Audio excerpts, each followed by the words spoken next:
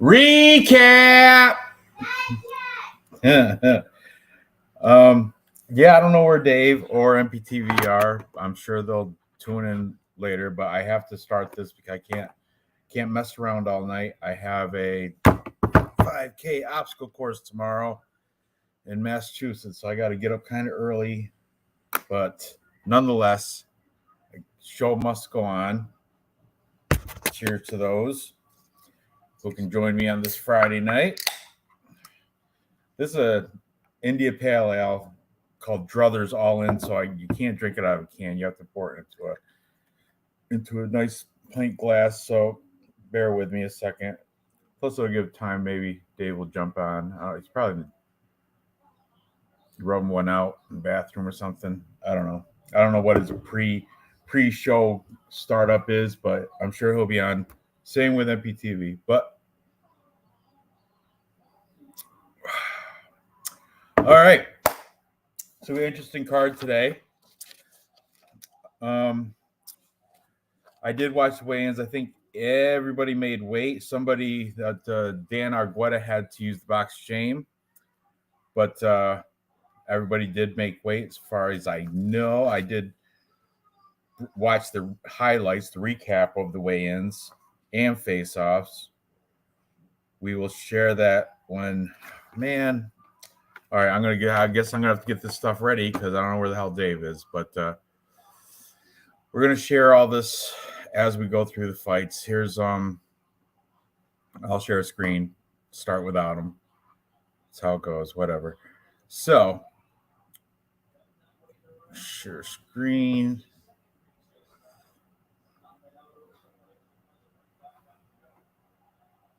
Okay. Here we go.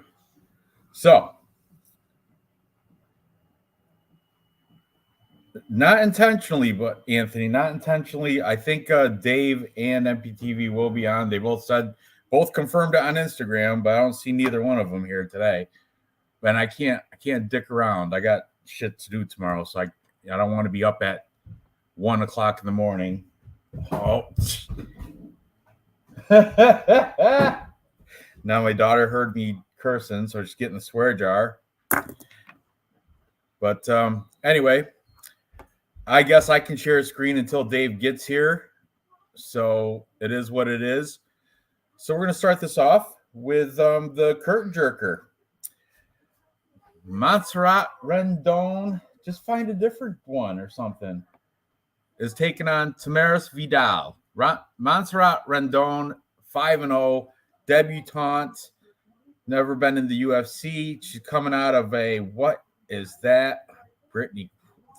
I did not do my homework on this crap, but she is the more attractive of the two girls. I agree with that, but doesn't mean she can fight well. Let's see her pro career. Here it is. She's coming out of Invicta. That's good. Against Brittany Cloudy, a 4-4 fighter.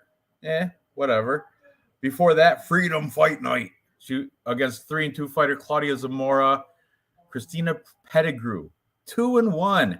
Michaela Rampage. Wonder if there's any relationship to, Rampage. Jackson, 1-0. I doubt it. So I think Juliana Miller in grappling match, and Juliana Miller beat her. So yeah, this girl's unproven for sure. I don't even know how she made it in here off this miserable resume she's got going on, but nonetheless, she's making her UFC debut against Tamaris Vidal. What's her name? Yeah, Tamaris Vidal. No Dave today. No, Dave will be on. I don't know. Maybe he got in a car accident on the ride home. I'm on. I don't know. I'll text him right now. I'm on, Dave. WTF.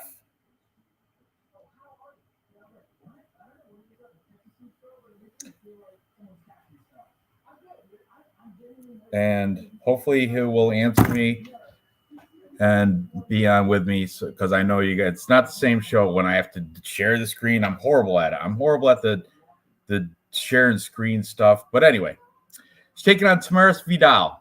Trattora. I don't know what that means. but Trattora sounds like something with. I'm not sure, but it's Portuguese. And thank you. Oh my God. So dying. I'm struggling. These guys are making fun of me in the chat. Struggling, trying to do this. I can't do this. So look, stop sharing. Thankfully, Dave is here. Oh, what you guys just want to see me struggle for like the first 5 minutes of the show? Oh, we're supposed to go on at 6 o'clock my time. That'd be 9 o'clock Eastern. We'll just let them drown in this misery. I like to see you squirm, Ranj. I love it. Unbelievable. But thankfully you guys can make it. Thankfully you guys made it. And I see you got the shirt. That's still that's the hoodie that he won from me. Nice one. Yeah. It is nice. Yeah. Hey! The shirt he won from MPTV. Yeah. MPTV, that's awesome. That's shirt, what's up. T-shirt, it came early. We got the winning outfit on. Good Sherpa. Love it. Good Sherpa. Man, it looks good on you, bro. It's not bad, Dave. Yeah. Sorry, had to skinny guy. Swag here. All right, I got to do some shit about my lighting. I'm not even set up tag yet. on that. You guys got to give me what's that up by your hood? What's this? No, that's what's that? Authenticity sticker. Oh, hey, no, it's a style. Authentic. Oh, that's right. That's the new thing those kids are doing nowadays. Keeping the stickers on, show it's real. This ain't no bootleg. This is right from. I'm surprised. What's his name? Joe Bravo. Surprised he didn't autograph that one. That's right from his facility, Huntington Beach, California. Whew. Yes, full crew in the house now. Thankfully. Anthony W. Nice to see you. Yeah. So yeah. Dave, I hope you got everything booted up. No? Yes? All right. I was just introducing Montserrat Rendon and Tamaris Vidal, so you guys didn't miss much. But I did notice. There you go. Cheers. I'm drinking India Pale Ale, so I got to pour it in a pint glass.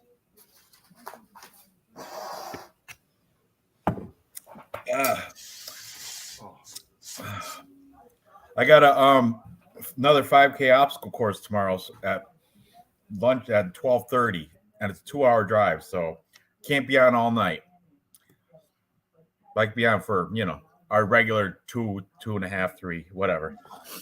So Montserrat Rendon, monster, is not quite a monster. Really, she's only 5-0, and they're not against nobody even really good.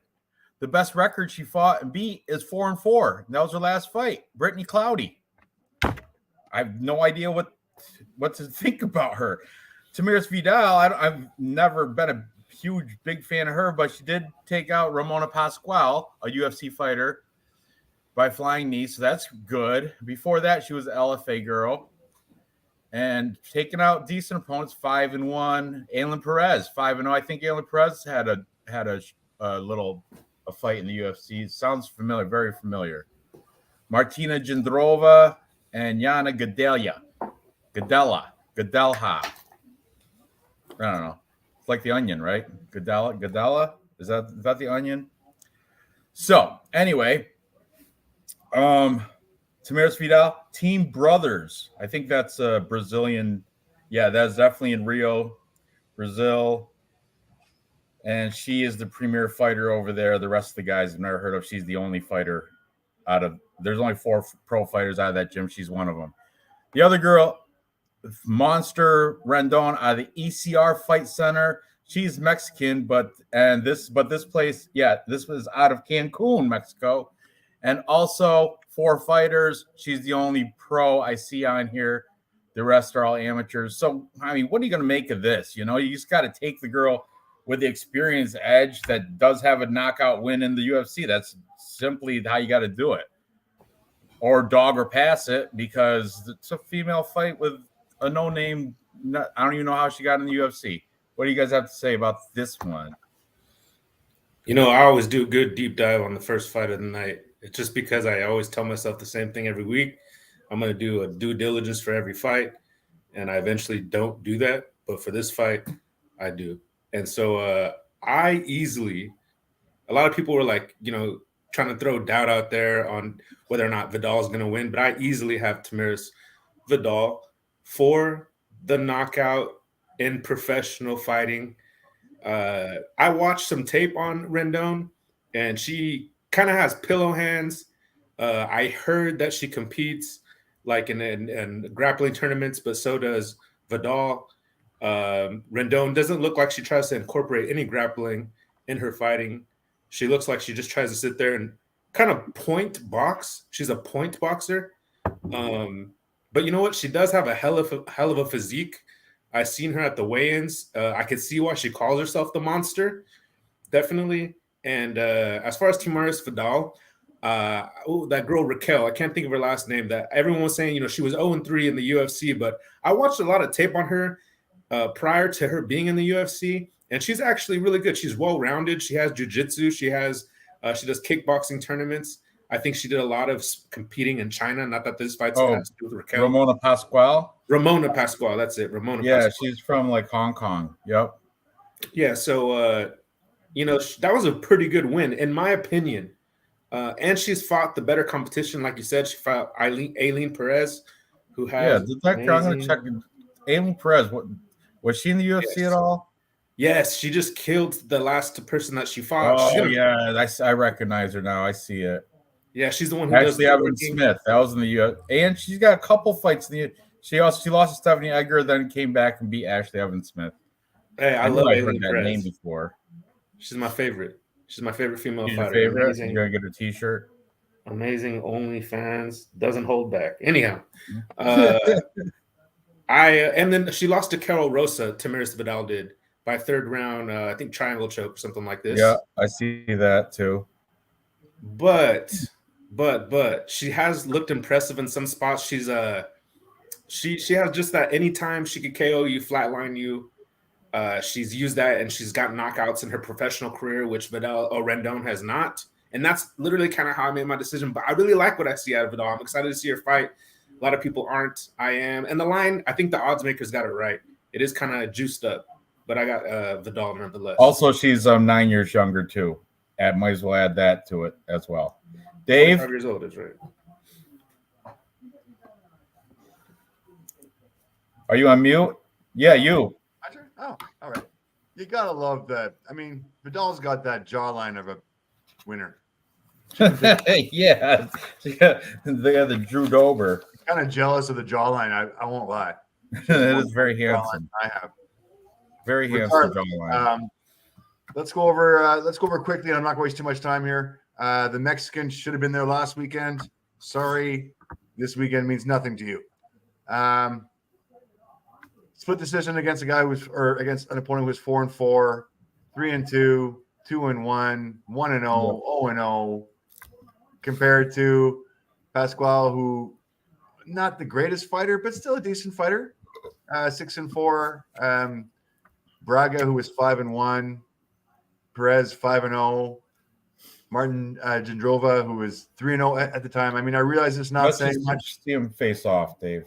Yeah, I already went through this. I went through their garbage. I just don't see it. I see. Howlerhead girl. She lost some weight. She looks good. Yeah, no, I seen her. Look at her. She is. She's trimming up a little bit. I was trying to get down to featherweight. That is all Lululemon at work there. I love all Lululemon at work. It is definitely too. That Lululemon is put in overtime. Look at with the tiara, with like she just got home from prom. Beauty pageant. Cut it out. Nice tattoo though. She's the more attractive girl because Tamiris Vidal. That might be iffy if she's even recognized as a girl. So that lip. She's got the lip print tattoo on her neck. You see that on Tamiris Vidal? Do you see that? Yeah, that's harsh. That's why she's gonna win. She's gonna wreck this girl. Yep. She's gonna beat her like she owns her. You know that fight with Aileen Perez? I rewatched that. It was it was so low budget. That Aileen Perez versus Tamiris Vidal. I rewatched it, and there were small points. I mean, Aileen is amazing. She was whooping up Vidal. There's no way that Vidal would ever beat her on any day. But Vidal had some moments where she showed a little bit of top pressure. She took her down. She used one of those judo tosses and stuff like that. And it was I don't think Rendon could have did anything to Perez. I think Vidal has this one easy, but the line is juiced, too juiced. Yeah. She's muscular though. Knock off Lauren Murphy versus knock off Reecaaap.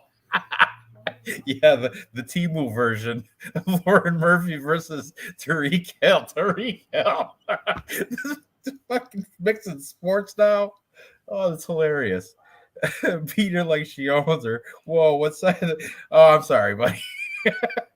No, I'm just saying, like in a masculine, like a masculine way, not like a. Oh, never mind. Never mind. Neither you shouldn't beat anybody like that. But if they were in a relationship, Tomas Vidal would be the man. That's all I'm saying. That's all I'm saying. But yeah, everybody's on board there. Let's move on to the next fight. We got Hannah Goldie. Dave used to be a huge Hannah Goldie fan. That's huge. what I heard. Yep. Taking on Mizuki Inoue, but I think she dropped her last name, which is disgraceful because that's a good name. You know, Inoue is a good name in MMA. Goes back a lot of history in that. But nope. On weigh-ins and face-offs, they just called her Mizuki. That's it. Just dropped the Inoue. Never even mentioned it. So I don't know what's going on there with that. But Mizuki Inoue, 14-6. She is the more experienced fighter against Hannah Goldie. What is Hannah Goldie coming? Oh, she's like a win-loss or loss-win-loss-loss in her last 4, and then she got another win. Just check it out, Dave. Open that up. Let's see. Hannah Goldie. She does have a beautiful smile, but she's too. I don't know. Something weird about her. No offense, Dave. I know you got a little thing for her. Dave made like one breakdown video, and she was the clickbait for it. That's yeah. Anyway, she came off that horrible knockout loss to Molly McCann, spinning elbow and punches. Molly McCann, I mean, she's had her highlights, but really she's not all that. She did beat Emily Schipmeyer, submission, armbar. She lost to Diana Belbita. She lost to Miranda Granger. These are not like the premier top shelf women fighters. And before that, she was in Contender Series where she beat Kaylee Robbins, 6-2 fighter. So, I mean, she had a tough run from Hannah Goldie, 24K. And lately, I think she's more into her OnlyFans than she is into her fighting career. She's taking on seasoned fighter Mizuki Inoue. But you can see the odds are minus 340 on Tapology. I think they deserve to be, though. She lost to Amanda Lemos. That's not a bad loss to have. She beat Yanan Wu. She beat Viviane Pereira before that. And that's an Invicta. Verna Jandarova lost to her, but that's also not a horrible fight or a horrible loss to take. And before that, but if you check out Mizuki, she's been around, right? She started her pro career. Look at this. Oh, the list keeps going. 2010, she started fighting. How old is she? She is currently 29. So do the math. How old was she when she started fighting? She's 29. 2010 was her first pro fight. She was 16. 16 years old. Look, hasn't aged a bit. Looks like her driver's license picture right there. I mean, yellow stays mellow. We age well, but Christ, she looks like the same. We're gonna have to see her in the face-offs, but she looks super. Still looks 16. But if you look at this, she got shoot boxing fights in here, grappling mixed in there. I guess she's been on a little layoff though. 2 years, I think, torn MCL. She had an injury. That's why she hasn't fought since 2020 because of that, recovering from the injury. But I mean, 3 years professional fighter. This is her living. She doesn't do OnlyFans. She doesn't do any media crap. Not that I know of, and she's been fighting since 16. This is what she knows, and this is what she's going to do. She's going to do her job and get it done over Hannah Goldie. Probably, I don't know if she's a finisher or anything, so I'm going to just say a female fight at strawweight, decision. Mizuki by decision. That's my pick. I don't even know what the line is, but I'm sure she's probably wide. What was she? Yeah, it's one of the wider ones. Yeah. I think She's it's like minus minus 300 or something, right? Mhm. Yeah. So minus 334 and plus yep, 250. figures. So yeah, my pick is Mizuki. I'm not even gonna put a scratch off on Hannah Goldie. I just think I don't know. I'm not as big as fan as Dave is. MPTV, what are you thinking? I'm thinking Mizuki all day long, even on Sunday. I saw in my research, Hannah Goldie's been keeping herself busy in these full contact grappling tournaments. So it's pretty awesome. Like if you're on top, you can slap the person as hard as you can, as hard as you want, right in the What face. is that? What is it It's called? amazing. You know what? I'm not sure. It's pretty cool though. You have to see it. Is it on her? Is it on her Tapology? Tell you the truth, it could be, but honestly, I seen it on YouTube. It is And about definitely not on her Tapology. This was a left way or something weird like that. I don't know the name of the event. I seen two of them though, where she was slapping two different girls, and nobody talked about that too, no, on any capper shows or nothing like that. And that's how what she's been doing. Looks like most recently, unless she just posted like an old. Is it event. an OnlyFans thing? Like, can you? No, it's like it's a real event. It's a real grappling. It's a there. tournament. You go, Dave. That's using your head. Let's see if we can find some of this on her Instagram. Oh, she's looking real good right there in between those big beefy guys. Yeah, it tells me she's training. That was like a cover of a dirty movie, though. It's okay. But it's going to be a close fight. I think it's going to be a decision. Beautiful smile. Just a manly jawline, though. But look, she's sucked out. I'm trying to be cute, but I can't take too many steroids. She's trying to cut weight. Oh, look at that one. Dialed up. Look like she's got a filter on her face, doesn't she? Right there. That's a cover of a dirty movie right there. Find that in the back room at the Blockbuster. Ooh, shoulders. Love that area. Hot. I don't care what you say. She's hot.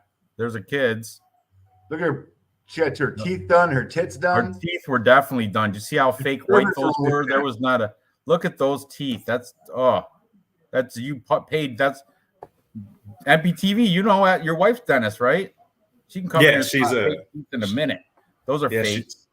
I could verify this with her for sure. 40% of her 40% of that's all fake. But I don't care. Still looks great. Looks great. A little too muscular for me. I like a little. I like the howler head body style. Full bodied. I like full bodied, but yeah. Hey, curves. Showing the curves. Look at that leg. Good looking girl. There's just something too fake about her. Yeah. I don't see many training videos. I see a lot of posing and a lot of media footage. There's a post training, I guess. There's one on the bike. Get it, Hannah. Get it. She stays shredded, though. Anything on Mizuki? She probably doesn't even have an Instagram. I'm sure Mizuki. I'm sure she does. I'm sure she does too. 2023. You got it. I'm more on those pictures right there.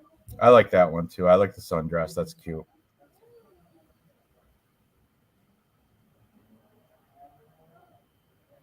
Finally, a training picture. Jesus, that took a long time. All right, enough. All right. Fusion XL, not bad. Let's look at Mizuki. See if Mizuki's got one. It's only fair. Yeah, if you have time, check that out on YouTube. Put in Hannah Goldie. Full contact is what I would put in, and it should come up. I believe you. Oh, that's it. All the Japanese writing. Got to be right. Hey, Ranj, it's called Combat Jiu-Jitsu. Combat Jiu-Jitsu. Combat Jiu-Jitsu. So you can open hand slap during Combat Jiu-Jitsu. Hard. That's crazy. Which one of those is her? I'm guessing. I'm trying. That's her. Look at her one on the cross-side in the middle. She just got done with a fight. She's got hit by somebody, hit by a truck there. That was when she fought Alexa Grasso. Come on, anybody help me out here? Chat. Who's in my chat here? All right, we're wasting too much time on this fight. Honestly, like we all. Who are you on, Dave? Do you have your favorite fighter in Hannah Goldie? Are you kidding? I love her dearly, but I do believe, and I don't quote me on this, I think this is the end of her contracts. It is definitely back against the wall. She loses this, she's full-time OnlyFans. So she was in Contender Series, that's right. And then 1, 2, 3, 4, and number 5. She does have that Emily back in the day, they were signing 5-fight contracts. I have no facts on this. I'm just taking a guess, but I believe this would be That's the 5th fight of her 5-fight contract. Here, I don't see this happening. I don't see her renewing her contract with the UFC. I think Mizuki is going to have her way with her. that's much more experience, much better quality of opponents. I can go with some stats real quick, which are kind of similar, but don't bother. 5 versus 5.78, strike absorb 6.87 versus 4.95. This is a girl fight. Mizuki is a couple years younger, way more experienced though, and all these losses on Hannah Goldie. So I'm going to go with Mizuki on this one. Sorry, Hannah. Love you dearly. I'll check out your OnlyFans for sure. But yeah. Dave, this is important. Before you check out Hannah Goldie's, check out Aileen Perez's. No, I'm just joking. But it's Fighter Mizuki on Instagram. If you wanted to go see one, it's Fighter Mizuki. I found it. Let's see the. Wow, Mizuki is so bright. She's glowing. See that? The complexion. She's so white. She's really, there's a glow coming off her. They do not look like they're the same weight class. Wow. Yeah, doesn't matter. Strength is only one part of it. I think knowledge trumps strength in this case. Experience. All right, so we're all the same side again, not surprisingly. Let's move up to the big boys, right? Is that who's next? Yes. Jake Collier. The prototype. Jake Collier, the fat 185er. He started out 185. Now he's up at the big heavies, taking on Muhammad Usman, the younger brother of Kumara. Doesn't wrestle. Can't wrestle. Not nearly as good as Kumara. He was a former, like a football player, right? He did have like a little. Did he go pro? I think he might have had maybe like a bench player in pros or something. I know he played college, but definitely football background. He's so physically he's going to be the dominating guy, but I don't know. Jake Collier, he's pretty good with his. He's pretty fast with his hands because he's been doing it since 185 pounds, where he was the prototype. I like Collier here. I don't know who the favorite is. I didn't look at odds or nothing, but just by I know Muhammad Usman's coming off some wins there. Let's check it out, Dave. Open it up. Open up Muhammad first. Do him first. He is the favorite. Coming in 9-2. I think, you know what, though? I think it opened up as Collier being the favorite. I do believe when it opened, the lines open, but a lot of the money's been coming in onto on Muhammad Usman because of his his physique, you know, and they're Fat Collier's. That's his nickname, Fat Collier. You know what I mean? But let's see. Junior Tafa, unanimous decision win. That's good. That's a good win. Zach Puaga, good win. That's a left hook round 2.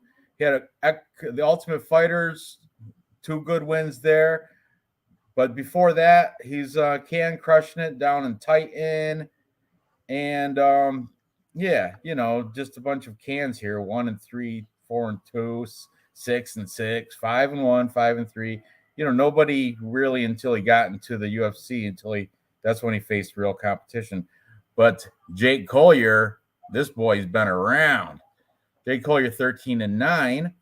I know he's got a bunch of L's there, but let's see when he started. 2010. So experience definitely on the side of the prototype.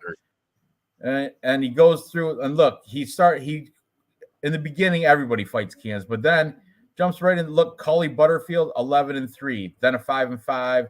And these are like rumble time, but whatever. 7-0, Gabriel Checo. That guy, I know Gabriel Checo. What's his Zangief? That's his nickname. Yep.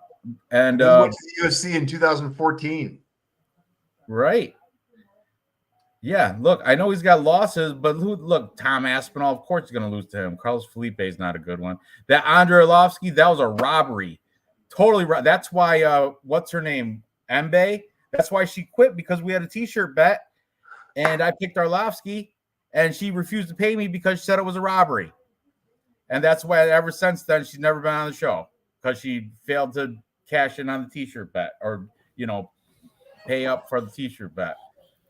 So, yeah, I'm on the side of the experience here. Jake Collier, I think he's better stand up, on the ground, pretty much everything except for power. Muhammad Usman will be stronger and probably most likely faster. As for cardio, though, surprising, Jake Collier's cardio holds up because he's been around. He knows how to pace himself. He's been to a few decisions, won some, lost some, I like big old Jake Collier, the prototype. I like him to win this. Look at his career disclosed earnings, 166,000. Good boy. Look at Muhammad though. Look at a bulking man. Bulking. See that? He went to shake his hand. Muhammad's like, no. Now Jake Collier's like, okay, big man, you want to talk shit? You know what Jake is saying? Look at my howlerhead girl just smirking, just enjoying it, loving it. Hey, watch. Kick it back a little. Because Jake Collier trying to be civil and put his hands out as a kind gesture, and Muhammad Usman just making that mean mug. Look at him right there. That's it, that same mean mug right there. Look, hand out. No. Okay. All right. Okay. Yep. All right. Guess what he said? No, Alan, you got it. Just because your brother can fight doesn't mean you can. That's exactly what he said, quote unquote. Just because your brother can fight doesn't mean you can. You think that's what he said? Exactly that's right. Look. Yeah, let me get to it. He did. He does look good. I think Collier's been working out. He's had a good camp. Look, he looks trimmer than his last fight. That's for real. Mbe Welchwada. We can't talk shade on her. She's, All right, I gotta find it now. You guys are killing me. You aren't your brother. That's hilarious. Just because your brother can fight doesn't mean you can. Oh, I think he did say something. I couldn't hear it. I played it over twice too when I was watching earlier. I just couldn't make it out what he was saying, but that makes sense. I love it. That's good. That's not Jake Collier, is it? That is him. Instagram? But there's no blue star by it, so it might be a fan site or something. Probably maybe Protege. Is that his nickname? Right? Yeah, the prototype. A lot of those guys do that. Got nothing. Yeah, never mind. Don't worry about it. But I always do. Like, I just went to Tapology, Jake Collier's Tapology page, and the little link is there for IG. It goes straight to his Instagram. That's what I did for Mizuki too. Oh, it does. They have personal links, Dave, in the Tapology. Yeah, I'll find it. Facebook. It's Jake Cole. It is. That's it. That you had it. What the hell is it? What am I clicking on? It's the one with the one post. That's it. Yeah, he's like me. I'm not very active. I need to be more active. Jesus. Yeah, just leave it. Just let it be. Whatever. I'm a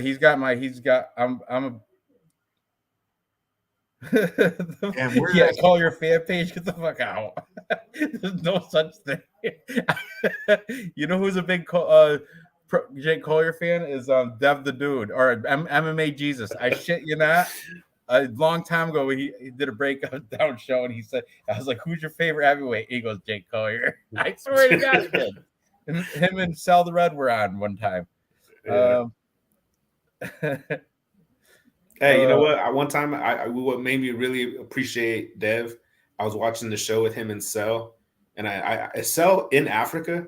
He is in South Africa. So the fights weren't on, and Dev was giving Cell the play-by-play, and then I skipped like 6 fights, and I was like, dude, there's no way Dev's still giving Cell the play-by-play. So I go back on Dev's channel, and there he is for sure, like giving Cell the play-by-play. I was like, oh man, dude, I don't know if Ranj would ever do that for me. I hope he would one day. I guarantee I would. I tell you to tune into Vlad. I go, Vlad will give you play-by-play. He does it for everybody.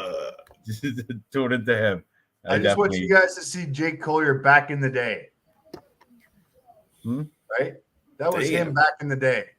No, he was 185 or back in the day. He was but this is when he ballooned up. Look at him. Oh yeah, back in the heavyweight day. Now he looks good. Yeah, to where he looks now. He's ready. Oh yeah, definitely. He had told you he had a great camp. Look at Sean Shelby's even like, wow, I think I feel an ab there. Oh, he feels it. You just can't see it. Yeah. So absolutely, I'm on the side of Collier. Are you guys as well, or is one of you guys going to take the favorite in Muhammad Usman for athletic ability? I'm gonna take reluctantly, like super reluctantly, and I just don't think it's the same. I was thinking about this earlier. Jake Collier does look great, but I don't think he looks Derek Lewis six-pack great. And he still has to win me over as if he could fight past the first round. And he totally Usman's horrible. Before Dave shits on me because he's gonna look at the stats and sees that Usman has less than 1 strike per minute. It's 0.92. And I know you could say there's reasons for that, but I don't care who you fought. You should have more than 1 strike. Like Dan Argueta has more than 1 strike per minute. And Usman doesn't. But he fights pretty smart. So when he fought Junior Tafa, obviously Tafa's a stand-up guy, and he made sure to have 14 minutes or so of control time because that was the only way he's going to win the fight. But to do that is impressive. Like sometimes he looks winded, but I think that's BS. I don't know. He just looks like that on his face because he controlled Junior Tafa for 14 minutes. And that was pretty impressive. So far, honestly, Usman has just impressed me with what he can do in a fight. I think he's going to win rounds 2 and 3, possibly lose round 1. I think Jake Collier's got way better wrestling than Junior Tafa for sure. I mean, look, he's got some submissions on here. He's got rear naked chokes over Gabriel Checo and Chase Sherman. You trust a guy who's 13-9, Ranj? 13-9. Yep, I do. Yep. Veteran experience. I'll t-shirt bet you. You want a t-shirt bet? Me and you all day long, Ranj. You're on. All right, I'm writing it down. T-shirt. It'd be a hell of a lot easier to find a shirt for you. I'm telling you, I had the other day. I sent some phone chargers. I bought some phone chargers on Amazon. And luckily, the Sherpa can't get that to Dave because his address was still plugged in to my Amazon account, and I didn't have to worry about it because they couldn't get him there. Is the message. So yeah, I'll be excited to lose to you if I do, but I don't think I am. Yeah, be excited to lose to me because it's what's going to happen. Jake Collier's going to take care of Muhammad Usman. You know, just like you said in the face-offs, you're not your brother. You're not your brother. Just because your brother can fight doesn't mean he's the 2022 Ultimate Fighter winner. 2021. Give me Muhammad Usman, the Ultimate Fighter winner. Jake Collier. You know, he opened up as a favorite for a reason. Everyone's just blind by the physique. By the Muhammad Usman looks like a physical specimen. See the back and everything. Even Hollerhead girl knows. I think she's smirking at the whole "you're not your brother" comment. That's what she's laughing at. It's interesting. It's gonna be an interesting fight. Oh, then the hard look right after. Like, I fucking not shaking. Okay, I was gonna be decent to you. I was gonna put my hand out for greeting. You want to be like that? I'll show you tomorrow. You got hot. And Jake Collier is a little bit bigger in height and weight. Just saying. But good. I'm glad you took that bet. Dave, you're on with me, right? On Collier prototype? Yeah, 5.81 strikes landed per minute versus 0.92. Going to piece him up. He has a good takedown defense. Muhammad Usman only has a 15% takedown accuracy with no takedown defense. Jake Collier's game plan has got to be to keep this on the feet and just piece this guy up. Even up against the cage, I think he's got the advantage. Jake Collier all day long. underdog plus money all day. Plus money. Hey, you had a bunch of guys in here that like Ice Viking. I gotta pause. I've been cooking. I gotta get my food. Handle that. Go. Yeah, on the Tapology League, I took 4th. And Ice Viking was like 2nd. Somebody was like 3rd. Who won comes last in week? Here. Some guy I actually don't recognize his name. I can look it up. Dave, he's got it. El Carlos. Go take care of your food. Okay. Big Mo looks like the Lilo and Stitch agent. That's funny. Is it Lilo? Lilo and Stitch? No, is it Lilo or Lilo? Lilo and Stitch? Okay. Anyway, moving on. Next we have, oh boy, Jacob Malkoon taking on Cody Brundage. Man, did he leave a bad taste in everybody's mouth last time he fought? Yeah, it's very disappointing.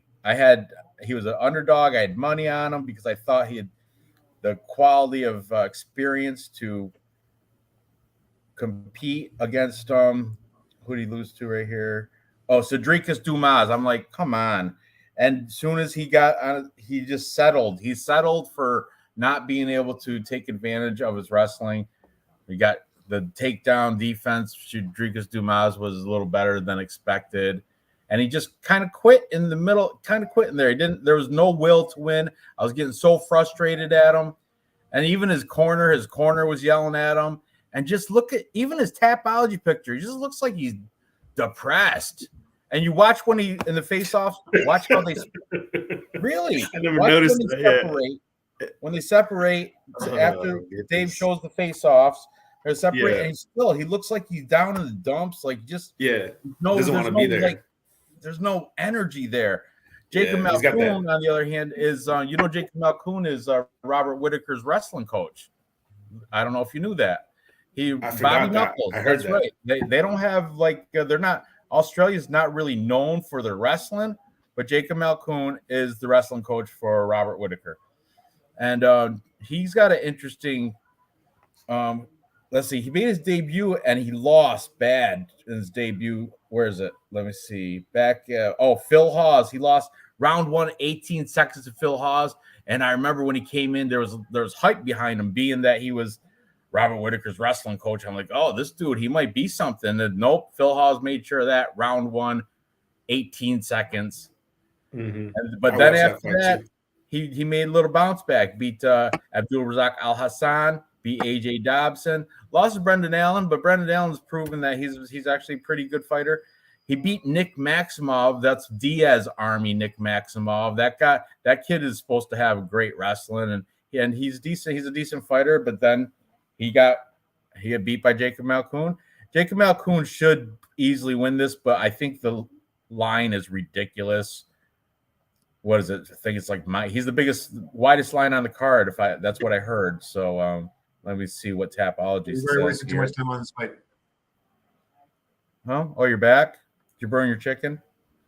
Right now it's pizza. Oh, pizza. So yeah, you're right though. Cody is if Cody wins or gets cut for sure. I'm surprised he didn't get cut after his last showing. That was so horrible. I have bad recency bias on that. That's why I'm taking Jacob Malkoon. I don't care if I'm not betting him because the line is crazy, but Brundage has donkey brains. He does too. And you know which donkey? Eeyore the donkey. Gloomy old Eeyore. That's how Cody Brundage looks to me lately. Wait till you see his face-offs. Look at this guy. There's no oomph. There's no Look at right there. I gotta do this way. It's just always head down. Come on. Shoulders back, chest out, head up. Hey, how you doing, bro? I'll do this. I'll do this pose right here. But even my eyes are sunken. There's no fight left in them. Man, I don't like it. Yep, Pat. Look, right. Look down at the floor. I hate my life. Just as posture goes. Come I on, man. know the posture that's a body language right there. He already lost before he even got in the cage. He's losing right there. Loser. Lost. I feel pity for him. I feel bad for him because at one time in his career he did have potential. He was like All-American wrestler, I think, something like that. But he just lost the will. Lost the will to fight and win. Now he's just definitely doing it for show money, just to show up and take his couple, whatever you get for losing. Unbelievable. Donkey brains. Eeyore. Gloomy old Eeyore donkey brains. So, yeah. We did waste too much time on this fight. Everybody's in agreement, right? MPTV, you got anything to add? No, I couldn't put it better than you. I can't add to that. That was everything I would want to say and better. I got lost the will to live. Well, that's kind of drastic, but hey, maybe I'll call that number or something. I feel bad for him. Somebody ought to intervene. Take him out for a couple beers or something. It's all right, buddy. It's all right. It's Cedricus Dumas. He might be somebody someday. Definitely won't. It is weird though. That is weird because it's evident. Yeah, his body language. He doesn't want to be there for real. Stevie Wonder can see that. All right, up the card. Now this is an interesting fight here. This one's tighter than a lot of people expect. Dirty Bird, Tim Means, 39 years old. Yes, sir. But welterweight, 170. You can still compete. Taking on Andre Fialho from Portugal. There's the Portuguese fighter. Remember? So now who the Portuguese fighter? Remember, we're saying there's another one. The Star Boy, Star. What's his name? Yeah. When I said Portugal, the man, I was actually couldn't think of Andre. That's what I was thinking of, Andre Fialho. Me too. That's when I was like, there's a guy, a Portuguese guy. But who else? Who's the Star Boy? The Manel Kape. Manel Kape. He's also a Portuguese fighter. It's like those two, and then that one chick, the one girl. That was just fought like 2 weeks ago. But anyway, Andre Fialho, she's coming off 3 losses. Not a good look. But so is Dirty Bird. So is Tim Means. Thing is, Tim Means definitely way more experience. He's already past that gatekeeper. He's just a veteran, the veteran working fighter. He's also, he's like a high school wrestling coach of a good team. Like, I think he has a winning high school wrestling team. For real. I know last season he did. He was like on I think they won his high school wrestling team made it to states or something. I heard they're very good, his team. But anyway, let's see open one of these guys up, Dave. I don't care which one. Jesus Christ. All right, let's go with Dirty Bird. All right. Tim Mean, Dirty Bird. Let's check out his last. Let's pick apart his last 5. Okay, lost to Alex Morono, great white. I'm a fan. Close fight to Max Griffin. From what cappers have said, a couple of the cappers think it should have went Dirty Bird's way in that fight, but it didn't. Lost to Kevin Holland by Darce choke, but so be it. Beat Nicholas Dalby. That's a good win. And before that, Mike Perry put Mike Perry right in a bare knuckle with that one. Sure did. Loriana Staropoli. See, he's got look at all this great experience. Even go back even further. Thiago Alves beat him. Lost Muhammad is a good loss. That was a split decision back in the day. 2016, Sabah Homasi. That guy's like a Bellator beast, isn't he? Sabah. Oh, look, when did he start? Holy shit. Running out of room. 2004 was his first. 2004. Cut it out right there. 2004, he started his pro career. Unbelievable. CTE if I've ever seen it. All right. So, Cody Pfister, a lot of known names throughout his resume, but now he's taking on this Andre Fialho, who was supposed to be like he was prospected. He was supposed to be coming in. He came into the UFC. His debut was against Michel Pereira, the Copa Pereira guy.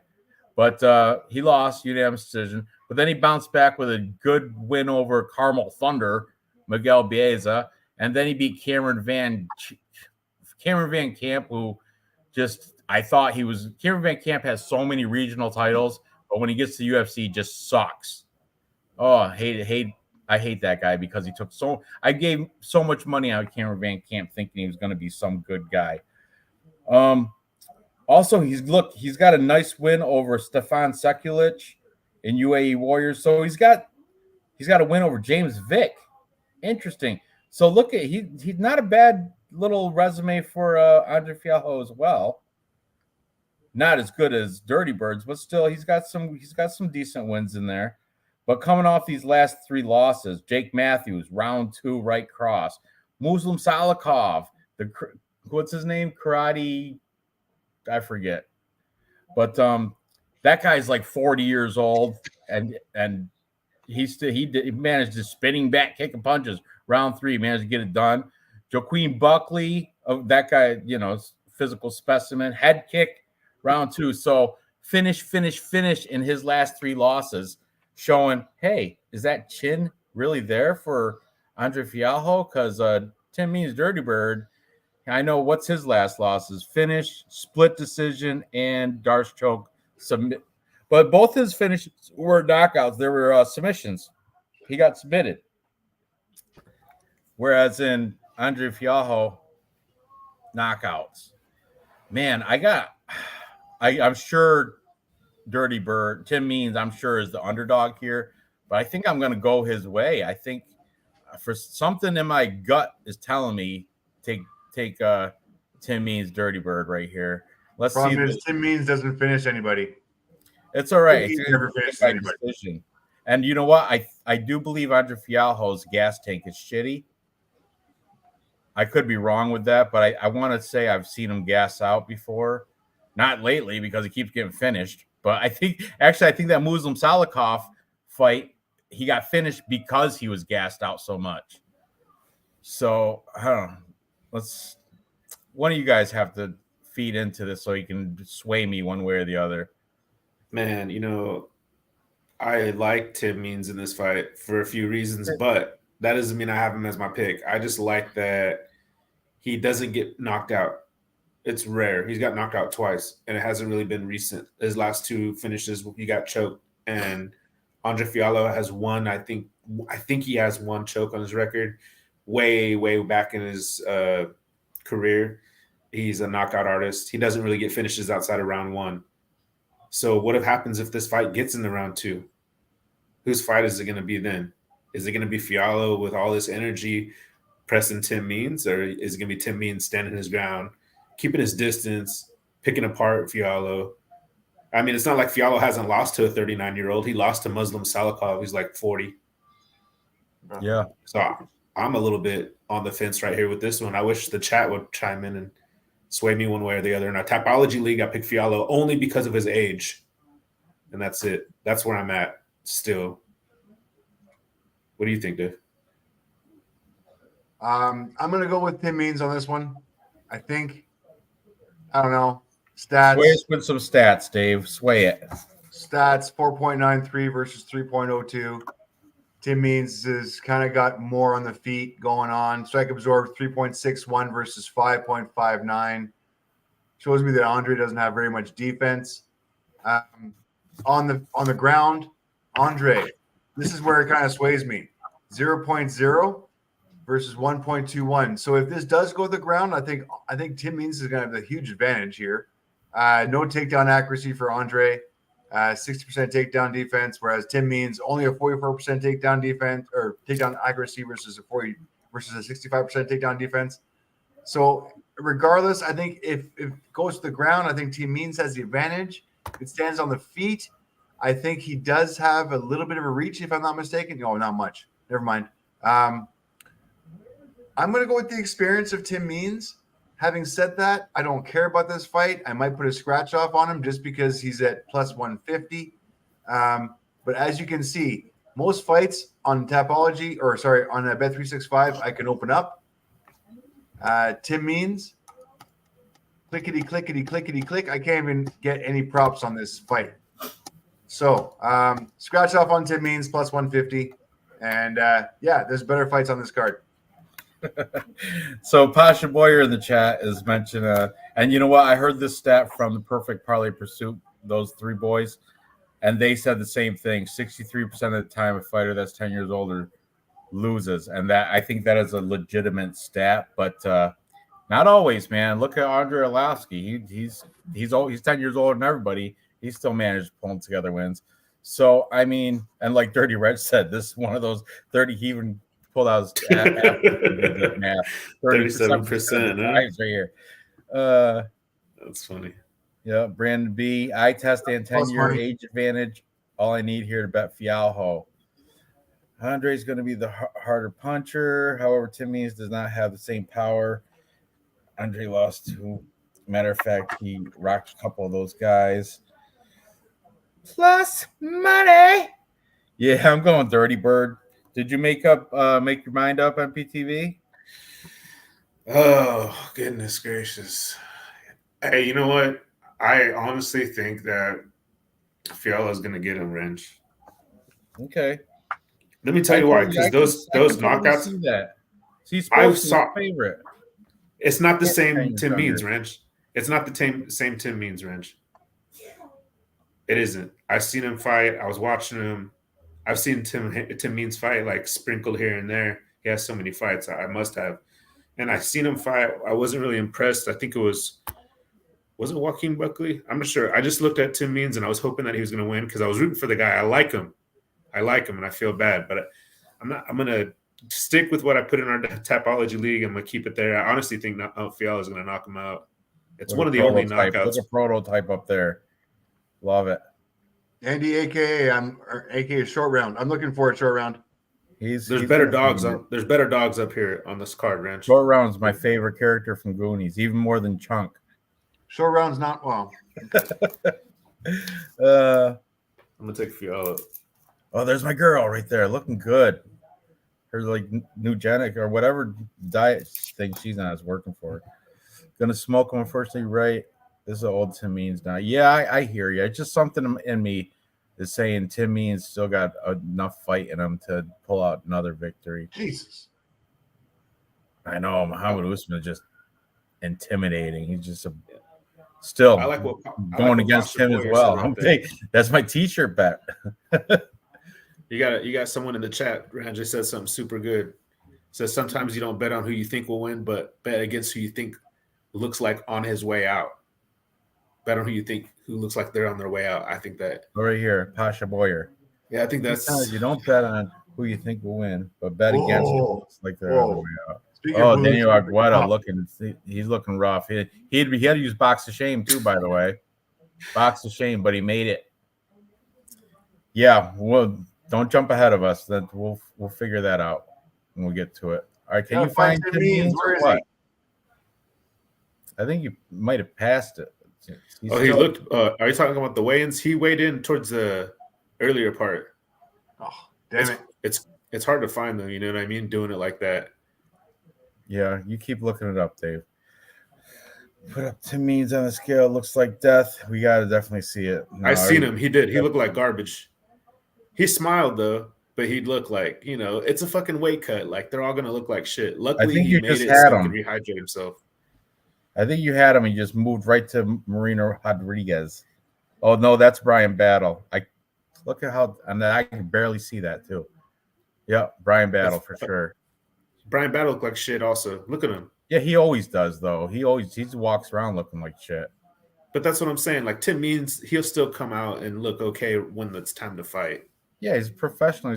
What's he got? Like 50 fights. He's got 50 fights in his book. There's an opponent though. Look, he can't look much better than that right there. Put money on Tim Means. That's a 9.5 out of 10 right there. Holy shit.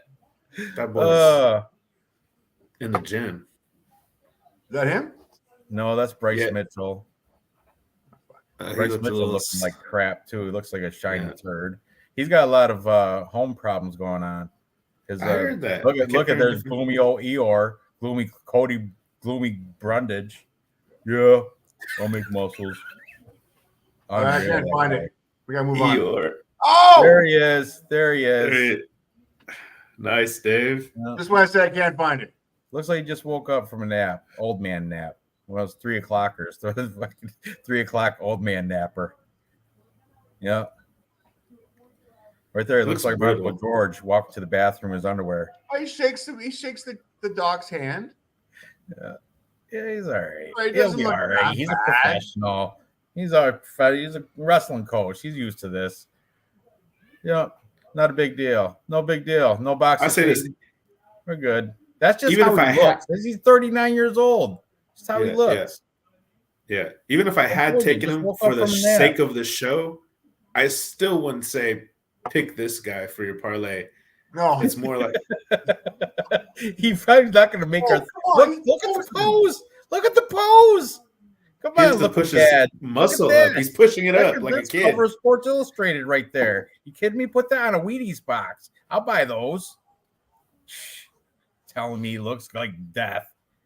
How's that? What do you think that looks like? Does this look like death? That's what he said. It doesn't even have a bump. There's no bump.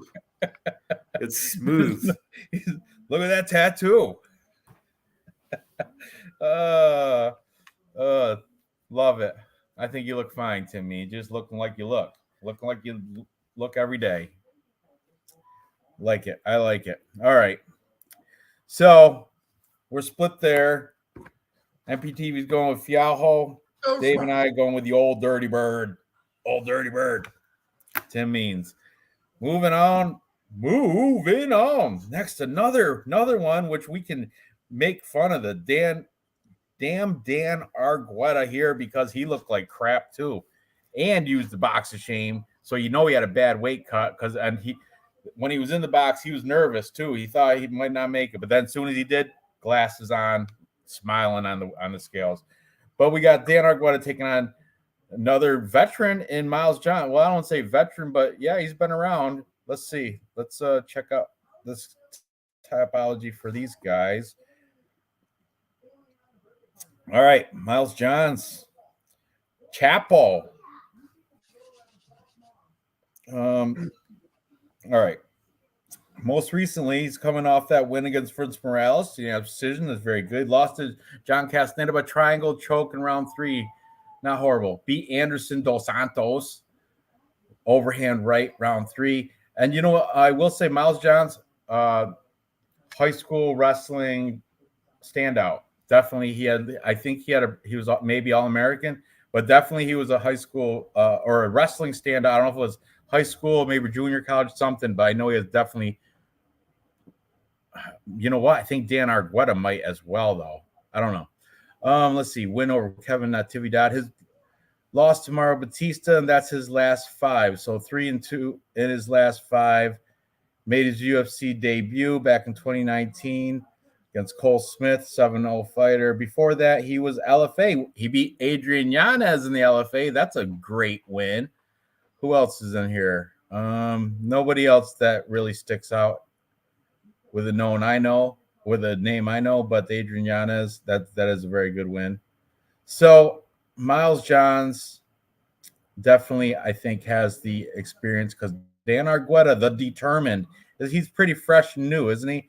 His debut in the UFC was in a loss to Damon Jackson about a year and a few months ago. Then he bounced back, had a win over Nick Aguirre, a no contest against Ronnie Lawrence because Ronnie Lawrence was not tapping, but who's the Keith Peterson, I think, said he was tapping. Something, it was stopped early. Exactly. Keith Peterson stopped the fight prematurely. Right. But still, even if he wasn't tapping, Dan Argueta was in control of that fight, and I think it was just a matter of time before he was going to find a submission to win anyway. But who knows? We don't know because there was no contest, rightfully so, because stopped a little too early from no nonsense Keith Peterson. All nonsense Keith Peterson, smoking Camels and drinking whiskey. But anyway, Dan Argueta, look at him.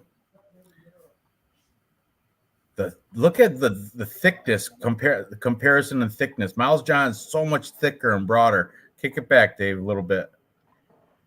Dan Argueta just looks so scrawny. You can take my word for it.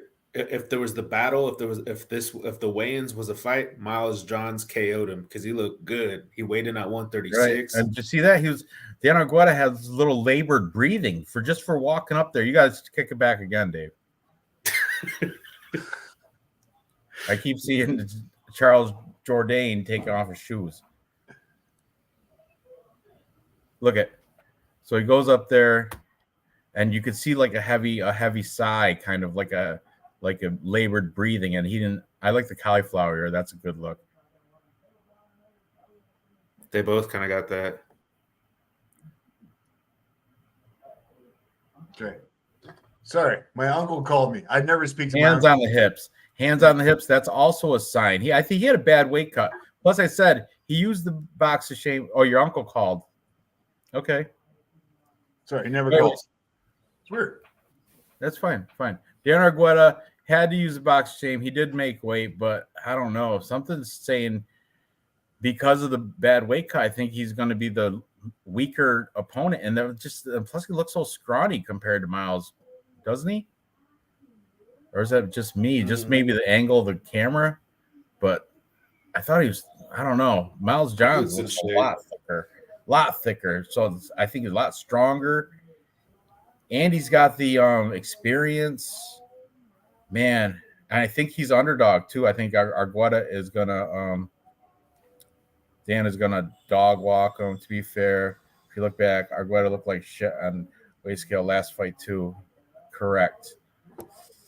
Miles Johns, terrible cardio and a quitter. Yeah, man. So I don't know. What are you guys thinking? MPTV, shed some light on this. This is the only. I'm gonna keep it. I think I'm gonna get a perfect. Not perfect as far as calling all the rounds and the props and all that, but I'm gonna get every fight correct this week.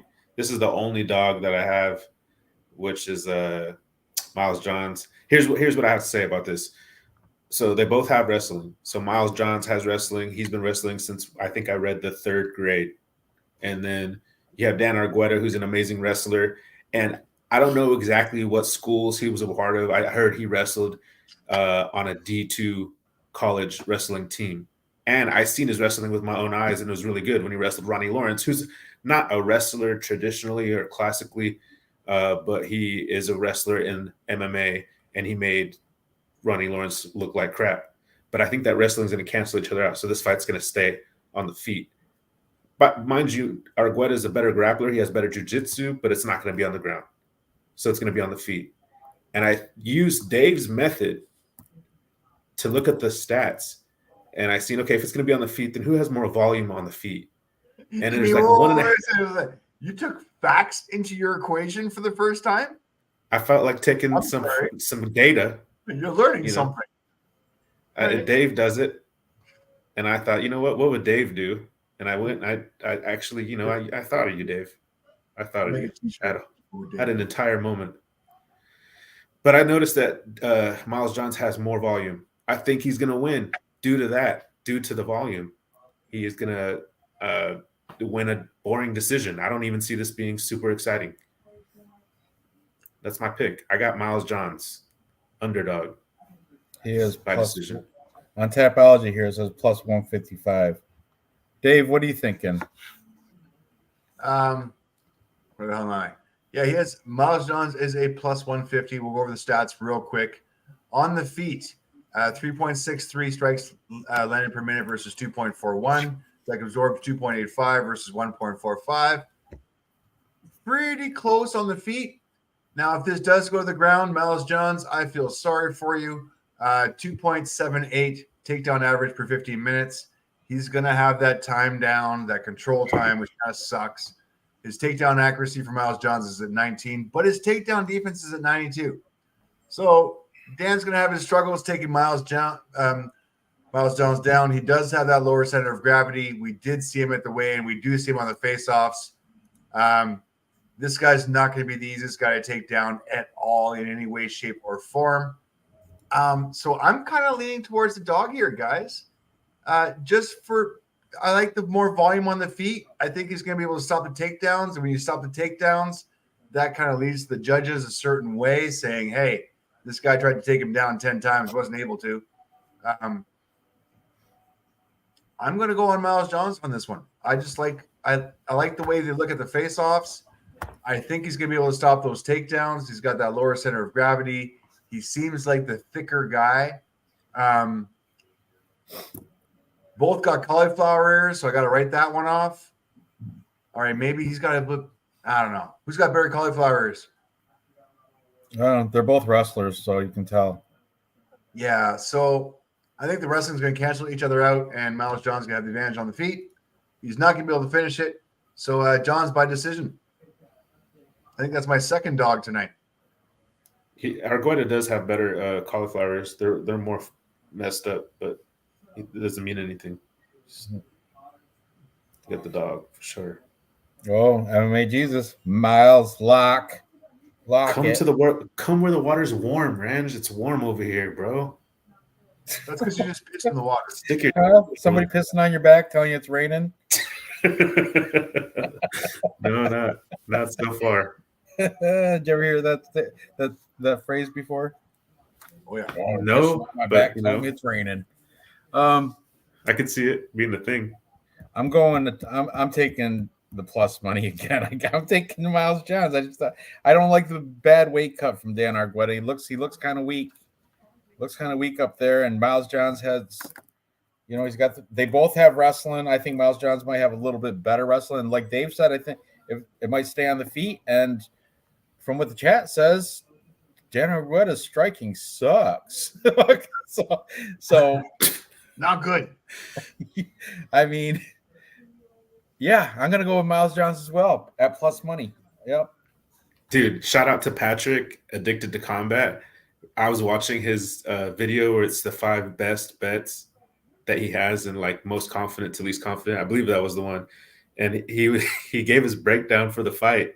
And if you didn't know any better that he bet on Dan Argueta, you would think he put his money on Miles Johns because he was saying, Miles Johns is the better striker, but he thinks Argueta's going to win, but what's the ages here? Pretty funny. Oh, look at is that Miles Johns a year younger? A year younger, too. I'm not high on Miles Johns. He's low volume, but fucking Argueta's lower volume. Not a parlay piece. All right. Okay. Moving on. There you go. Next, we get to the curtain jerker of the main card. We got Charles Air Jourdain taking on Ricardo Ramos. Charles Jourdain, 14-6-1. I think he is the favorite. Yeah. Yep. And Ricardo Ramos, 16-4. So this is a very good matchup, actually. I was a little back and forth on this one, too. I did settle with taking a side without having to be on the fence. And what was the deal for me? What made me pick one side or the other was cardio. And you know who's awesome round 3? Charles Jourdain is awesome in round 3. In every fight, win or lose, unless he gets, he's still in there round 3. Round 3, even in the loss, he lost to Nathaniel Wood and Shane Burgos, majority decision and unanimous decision, but he was still round 3. He was still in there, still throwing kicks and punches and those straight stupid kicks like the Sparta kick and stuff. He's a showman, but I like his style, and I think he will have the better cardio here against Ricardo Ramos. Ricardo Ramos coming off that win against Danny Chavez, spinning back elbow and punches. Before that, lost to Zabaro Tukagov by what decision when he went to the end. Bill Algeo lost to him by decision. Lerone Murphy, TKO ground and pound. That's not good. Submission, rear naked choke. Yeah. I'm going to go with the Canadian, Charles Jourdain here. And I was a little bit back and forth when this first came out, but I like the cardio. I like round 3, Charles Jourdain. I think he gets more pumped up as the fight goes on. And you can see it. That's when round 3 is when he starts yelling, especially if he knows he's ahead. That's when he gets real animated and starts talking smack and doing those stupid Sparta kicks. And who's that fight against? Let me see. Not Lando. Andre Ewell. That was the one where he's just talking round 3, kicking him. Come on.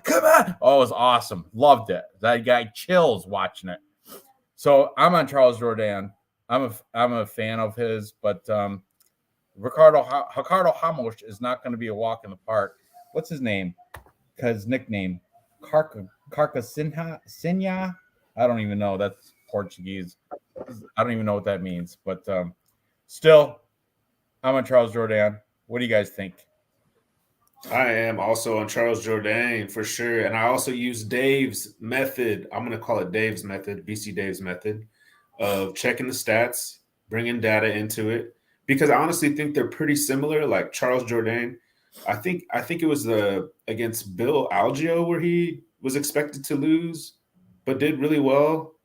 And showed that was it against Bill? He has some jiu-jitsu himself. He's not totally green on the ground, and I think that's going to help him out a lot in this fight because I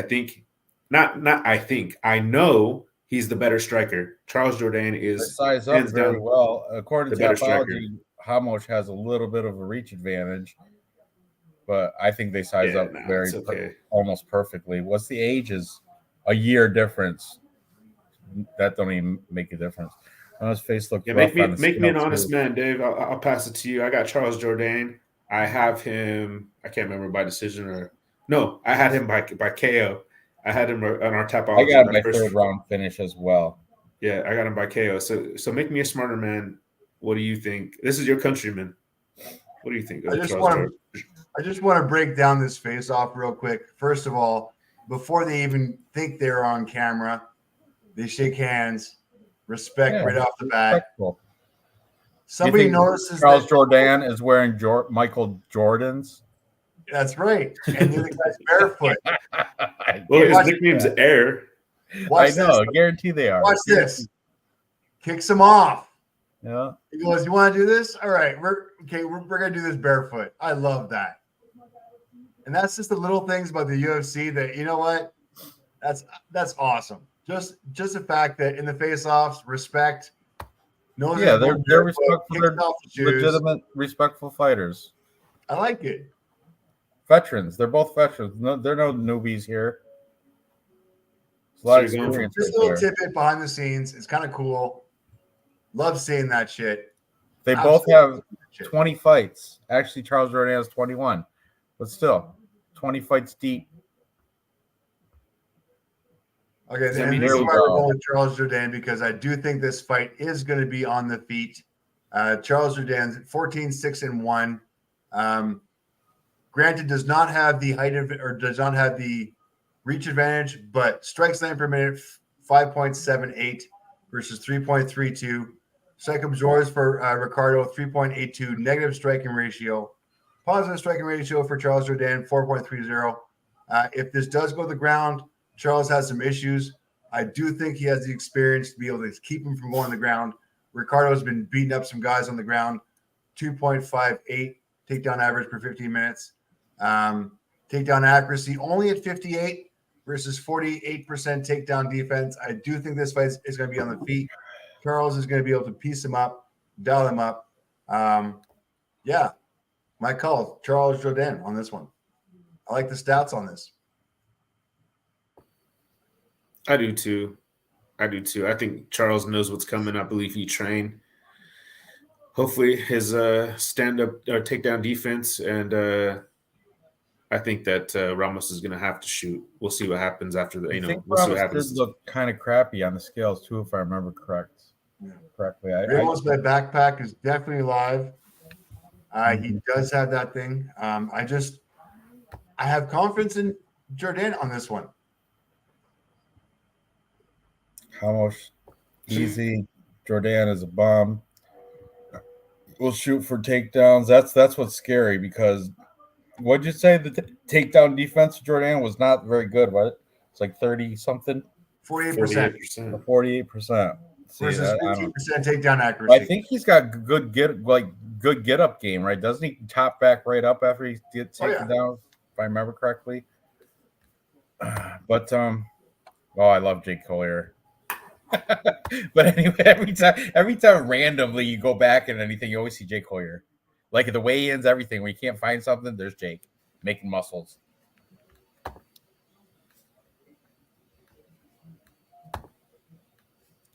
Nope. Oh, again, Jake. Hannah Goldie. Oh, no, I lost him.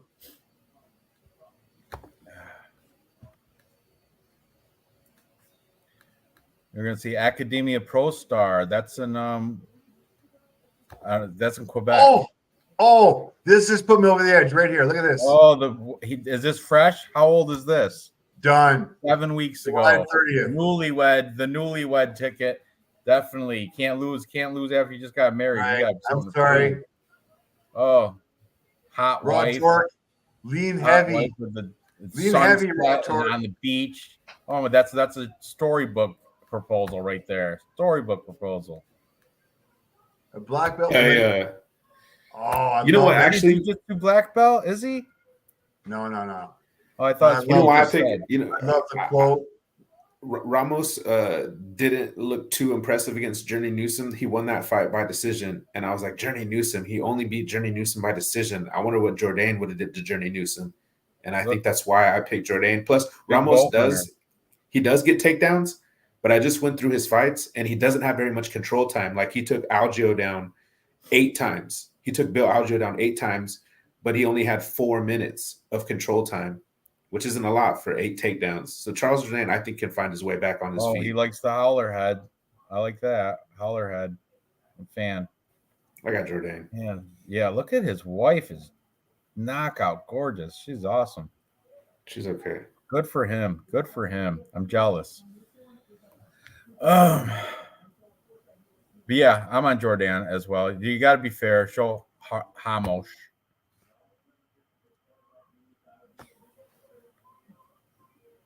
That's Ricardo? Really? Yeah, that's him.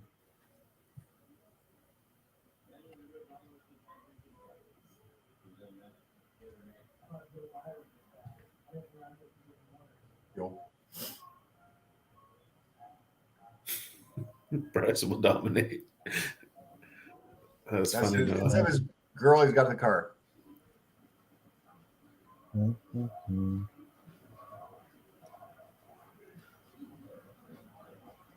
Bryce lives in a 30-foot trailer. More training videos. I kind of like that.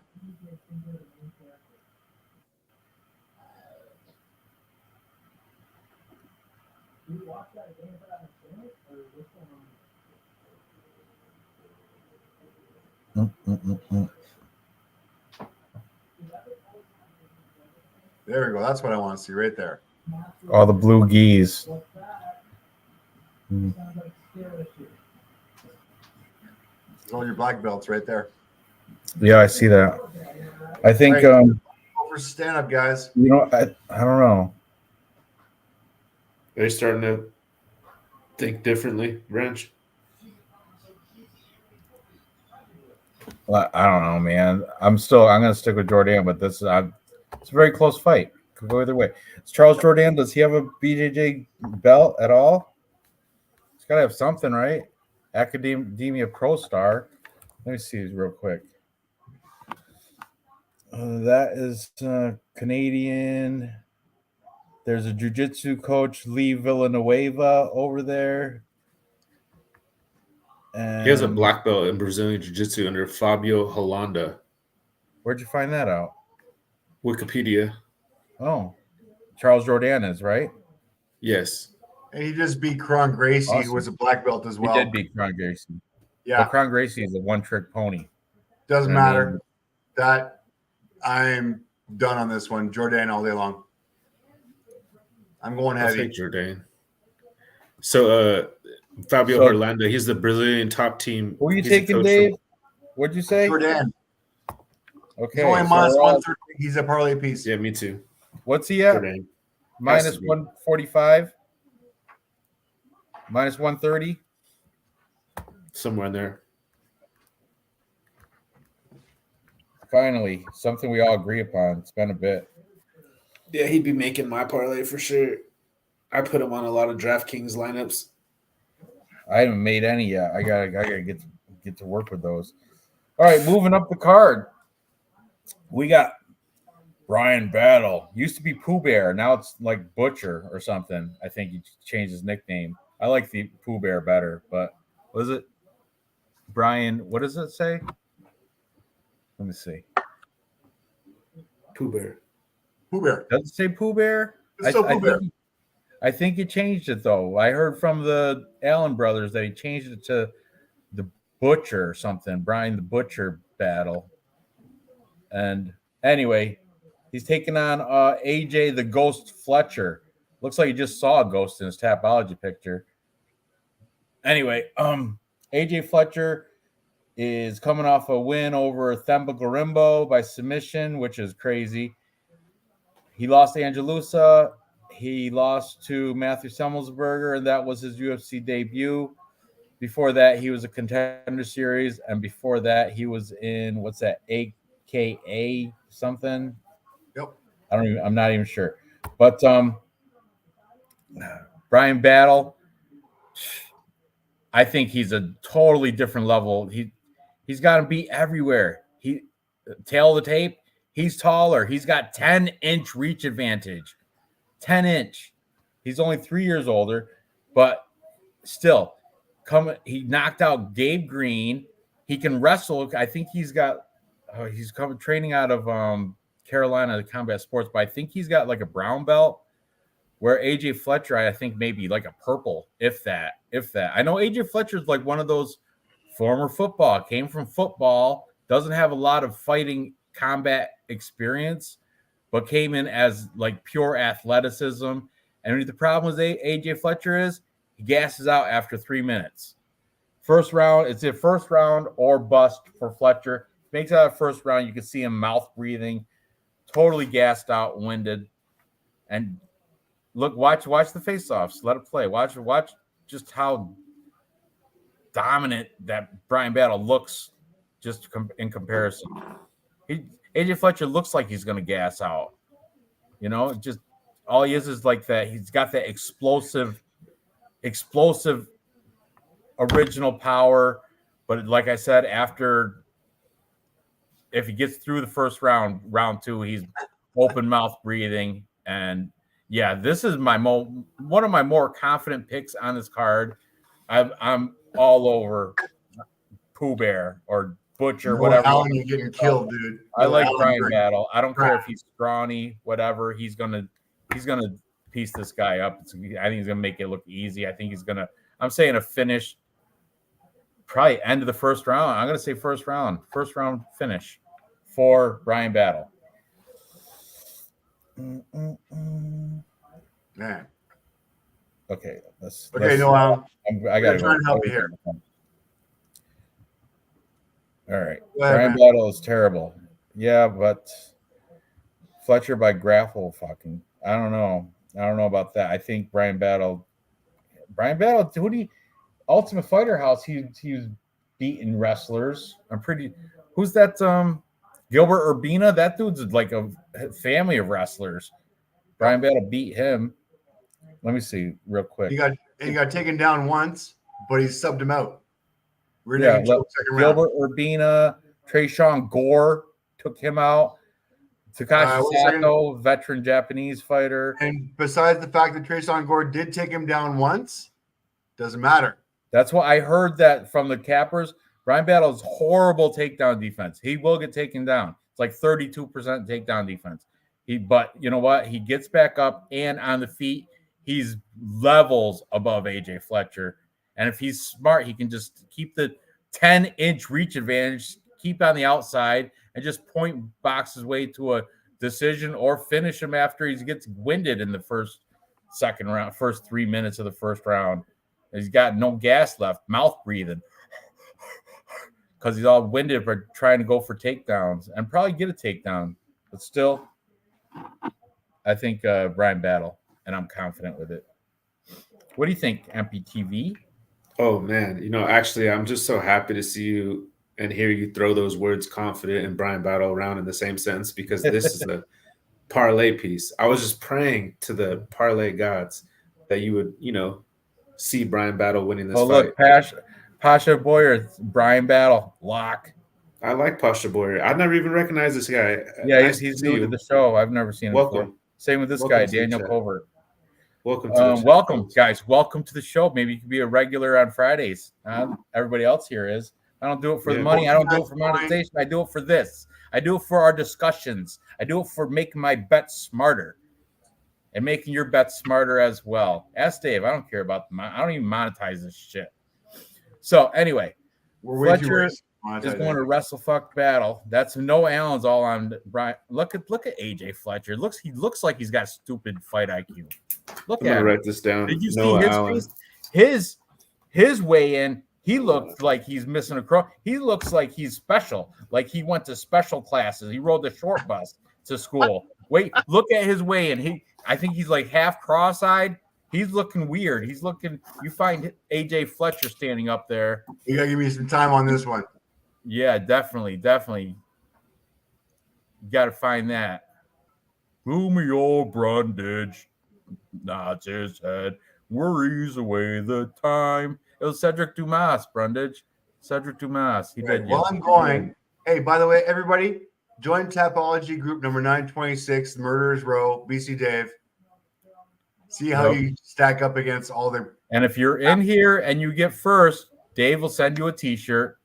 He has. Yeah. I guess a lot of people say he hasn't, but you got to be active in the chat. Otherwise, you can't. Talk to MMA Jesus. You go talk to Papa Chuck. You go talk to you talk to some people and see who has on a T-shirt. They get T-shirts.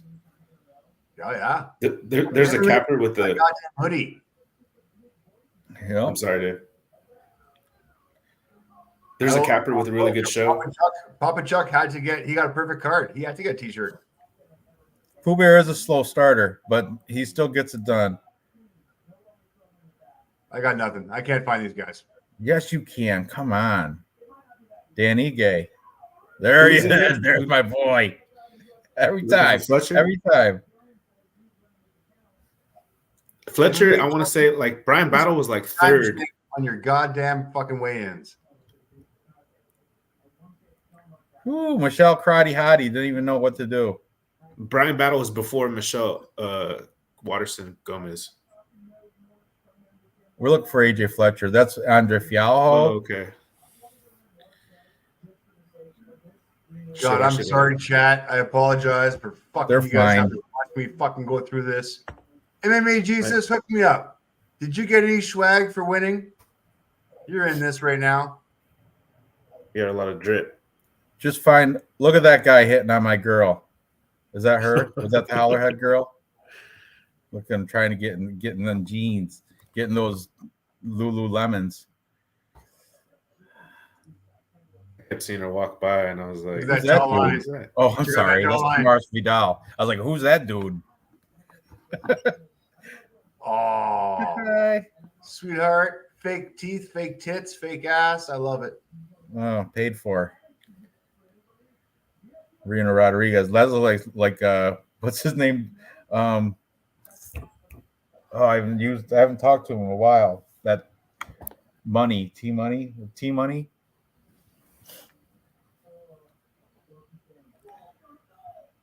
Fletcher switched camps, now training at altitude, might have better cardio. Maybe. No, MMA Jesus had to wait about a month or 2 or 3 months for his shirt, but he got it.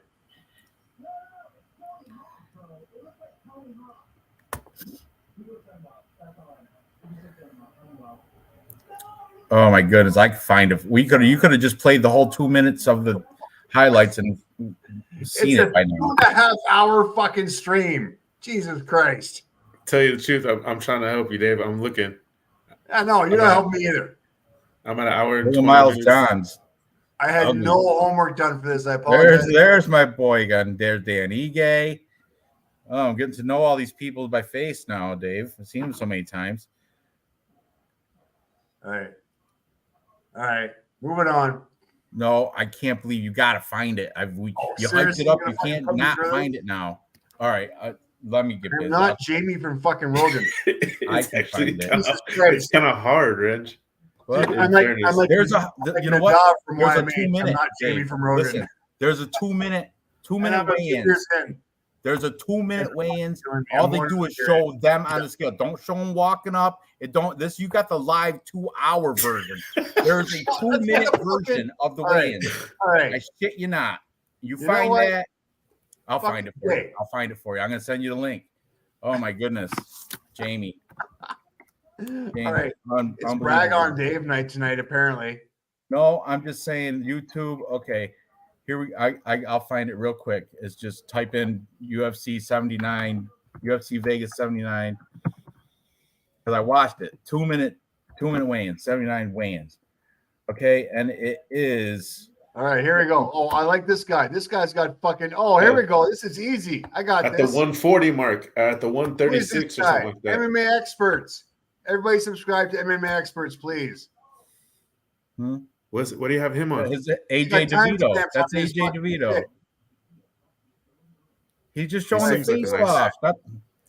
Oh my goodness! All right, I'll find it. Hey, It's the on- one that what it the is, one it's that on Ranj is UFC talking site, about. That's why. The one that Ranj is talking about is right at the 1 minute 39-second mark of that video. It's called Fiziev versus Gamrot weigh-in, UFC Vegas 79. It is UFC, so you got to be careful with the copyright. But Well, if that's you flash, easy. I can you fucking can do just the freeze UFC frame. every day of the week. You can freeze frame and There you go. 1 And minute. at the 140. Yeah, 1 minute 34 seconds. Oh, there it is. Perfect. Right there. It's a 6 minute and 31 second video. Fiziev Gamrot weigh in UFC Vegas 79. That's a nice picture. There you go. Look at. Yeah, that one looks like he's got retard fight IQ. I'm sorry. I didn't mean to say the R word, but yeah. Call him touchdown. Huh? His name is Touchdown. Touchdown. Yeah, touchdown syndrome. Touchdown. Tough contest. What I'd say, love me some hottie. Oh, hottie, karate hottie. She's gonna lose too. Or my G. A minute. You didn't send him T-shirt. You cash apped him 200. Nope. MMA Jesus. I want a T-shirt from MMA Jesus before too. Send me a gray UFC shirt. It's nice. A little tight on me now. I gained a little weight. Noah, you make a good point. I do owe Noah Allen a shirt, Dave. I do. You make a good point. Yeah. Touchdown. Oh, and they always get shout out. Every winner gets a shout out every week, right? Even if they don't come out. Who won last week? Somebody we don't even know. Kairos EL. He's a fucking legend. Oh, did he? He's an legend on old that school Tap guy. group. He's won. I So remember last year he won like 4 times. Kairos EL is at the top of the rankings. So I don't know. He never watches this show. He's just on Tapology. Appreciate it, man. He's a killer among all the other killers that we have. No, it's all for AJ Fletcher, just putting up all the. Well, they're hard to KO. You got a point there.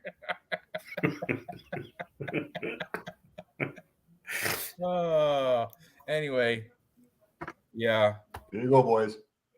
Poor fight IQ, and he's gonna gas. All right, that's enough because that's UFC copyright infringement right there. But anyway, you guys get the point. That's why I'm taking Brian Battle. I'm confident with it. I see there are people on the side of Fletcher, which it could happen. It's a fight, but I don't see it happening. And we're all agreeing there, right? What's his odds real quick? -190 for Pooh Bear, for the Butcher, Brian Battle. It was 175. It went up probably after the face-offs. This is on Tapology. It could be different on Bet365. -188 on Bet365. Okay, so pretty much -190. Silky B. Did you ever give Silky B a shirt? He won a couple weeks ago. But anyway. I never said Silky B a shirt. You did? You got to comment on this chat. All right, anybody on this chat tonight who wins tomorrow, that's when you get a T-shirt. You got to watch the Friday night live stream, guys. This is how we get to Capper comparison picks. You got to support the community. All right. I guess Noah Allen's been hyped for the rematch for Marina Rodriguez taking on Karate Hottie Michelle Waterson Gomez. The rematch that only Noah Allen wanted. That's super hyped. Anyway, P Money with a wig. That's Marina Rodriguez. Portuguese, they don't say they are. So, in Brazil, she's a minus 310 favorite. Why? Because she beat her the first time. Pony. And the same thing is going to happen this time. I don't even say they're the same. They didn't even change. If anything, Marina Rodriguez probably got a little bit better takedown defense in the past. When did they fight? 2 years and 3 months ago they fought. And I think the outcome is going to be pretty much identical. And unfortunate for Karate Hottie, Michelle Waterson Gomez, back against the wall. She's coming off 3 straight losses. She loses this and she's out. And from what this is stolen from Cody Saftik or something, but I think they're with the whole thing is they want Marina Rodriguez because she was a contender at one point. She kind of fell off coming off these 2 losses, Amanda Lemos and Verna Jandiroba. They're bad matchups because Verna Jandiroba is a BJJ executioner and she just controlled the fight by using grappling. Amanda Lemos is not bad, 12-2-1. I mean that, but I think UFC's sacrificing Michelle Waterson Gomez. You're not going to see her anymore after this fight. She's going to be cut. Marina Rodriguez is going to come back into the ranking. What is she now? Number 8 worldwide. So she's already in the rankings, but strawweight. What are you going to do? Both 36, 37, same age. Menopause match. Rodriguez a little bit taller. Is that allowed? What's that? Menopause match? Ooh, menopause match, maybe. I like it. Yeah. I like it. It's like the BMF title, but everyone has like hot sweats. Hot flash. No hot flashes. No. Yeah. Never mind. Yeah. I got those. This is how David gets canceled. Anyway, Rodriguez is the better striker on the feet. I don't on the ground. I'm not. I think it would probably have to go Michelle Waterson, but it's not like she's like a ground god. Look, even Mackenzie Dern couldn't beat her, and Mackenzie Dern is a ground god. Like she's a jiu-jitsu queen. You know what I mean? So, and the Karate Hottie. Michelle Waterson is not. Yeah, I'm not even going to waste much time on this. Rodriguez should do the same thing she did last time and beat her by decision by outstriking her. More volume, more significant strikes, controlling the fight everywhere it goes. So Marina Rodriguez has my pick, unless Michelle Waterson comes in with a game plan to wrestle. And good luck taking down Marina Rodriguez because I don't know. What do you got? Anything to add to this? I don't want to. Also, I don't want to waste time. I want to save time. What are we doing right here? Somebody said, that's the best explanation as to why this fight's happening again that you gave, as far as them wanting to push Michelle Waterson out, kind of re-prop up Marina Rodriguez. So I got Marina Rodriguez all day. I will say that this is a 3-round fight, and last time Michelle took Marina down 4 times, and maybe if she can get, and I think she had some control time, so maybe that's going to be her game plan. And Marina Rodriguez has been, she's not a fish out of water on the ground.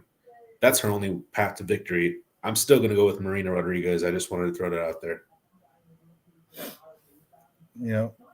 And like Dirty Red says, she'll be too small, like always. Yeah, she's like atom weight. She shouldn't, like, they don't even, was this straw weight 115? She legitimately could. She used to compete at atom weight when she was in Invicta or whatever regional scene she was in before UFC. That's what she fought at, atom weight. Don't ask, don't worry. All right, I'm going to spend about 30 seconds on this. Let's go over the stats real quick. Marina Rodriguez strikes 9 per minute, 4.58 versus 3.63. Michelle Watterson Gomez, strike absorbs 4.01 versus 2.94. Negative striking ratio for Michelle, positive striking ratio for Marina. This fight's going to be on the feet. Takedown average for Michelle, who is the shorter fighter, 1.40 with a 33% takedown accuracy. That's awesome. Takedown defense, 64%. So 1 out of 3 takedown versus 2 out of 3 takedown defense. Marina Rodriguez, takedown defense all day long. Positive striking ratio. She's going to have the volume on the feet. I'm done. Enough? I don't know. Noah Allen's saying fat ass theory, sticking to the guns, but neither one of them really. Michelle Watterson got that typical flat Asian ass, and Marina Rodriguez ain't got nothing. She's got like a boy ass. She's like a boy. She looks like P Money. Is that P Money? Is it who's the guy looks like Marina Rodriguez capper? What's his name? It's been a while. It looks like Marina Rodriguez. Yeah, hold on. It's been a while since I've Jimmy the Drunk, welcome. Mavludakson Uzak. Yeah, good luck with that name. I'd rather hear Kennedy in the Chukwu. Mavludakson. I'd rather hear you say that. That name's tough. Damn it. That was like 3 beers ago. Sorry, man. We're calling Mavi. They get us canceled with that. Mav. Mav is in the chat. Sorry. Giannis Antetokounmpo. I don't know if I got that right. Antetokounmpo. All right, so we're all on Marina Rodriguez here. Yes. Pretty confident. Not putting in a parlay. It's a girl fight. Minus 310. Sorry, she's at minus 334. E-money. That's what it is. E-money. Sorry.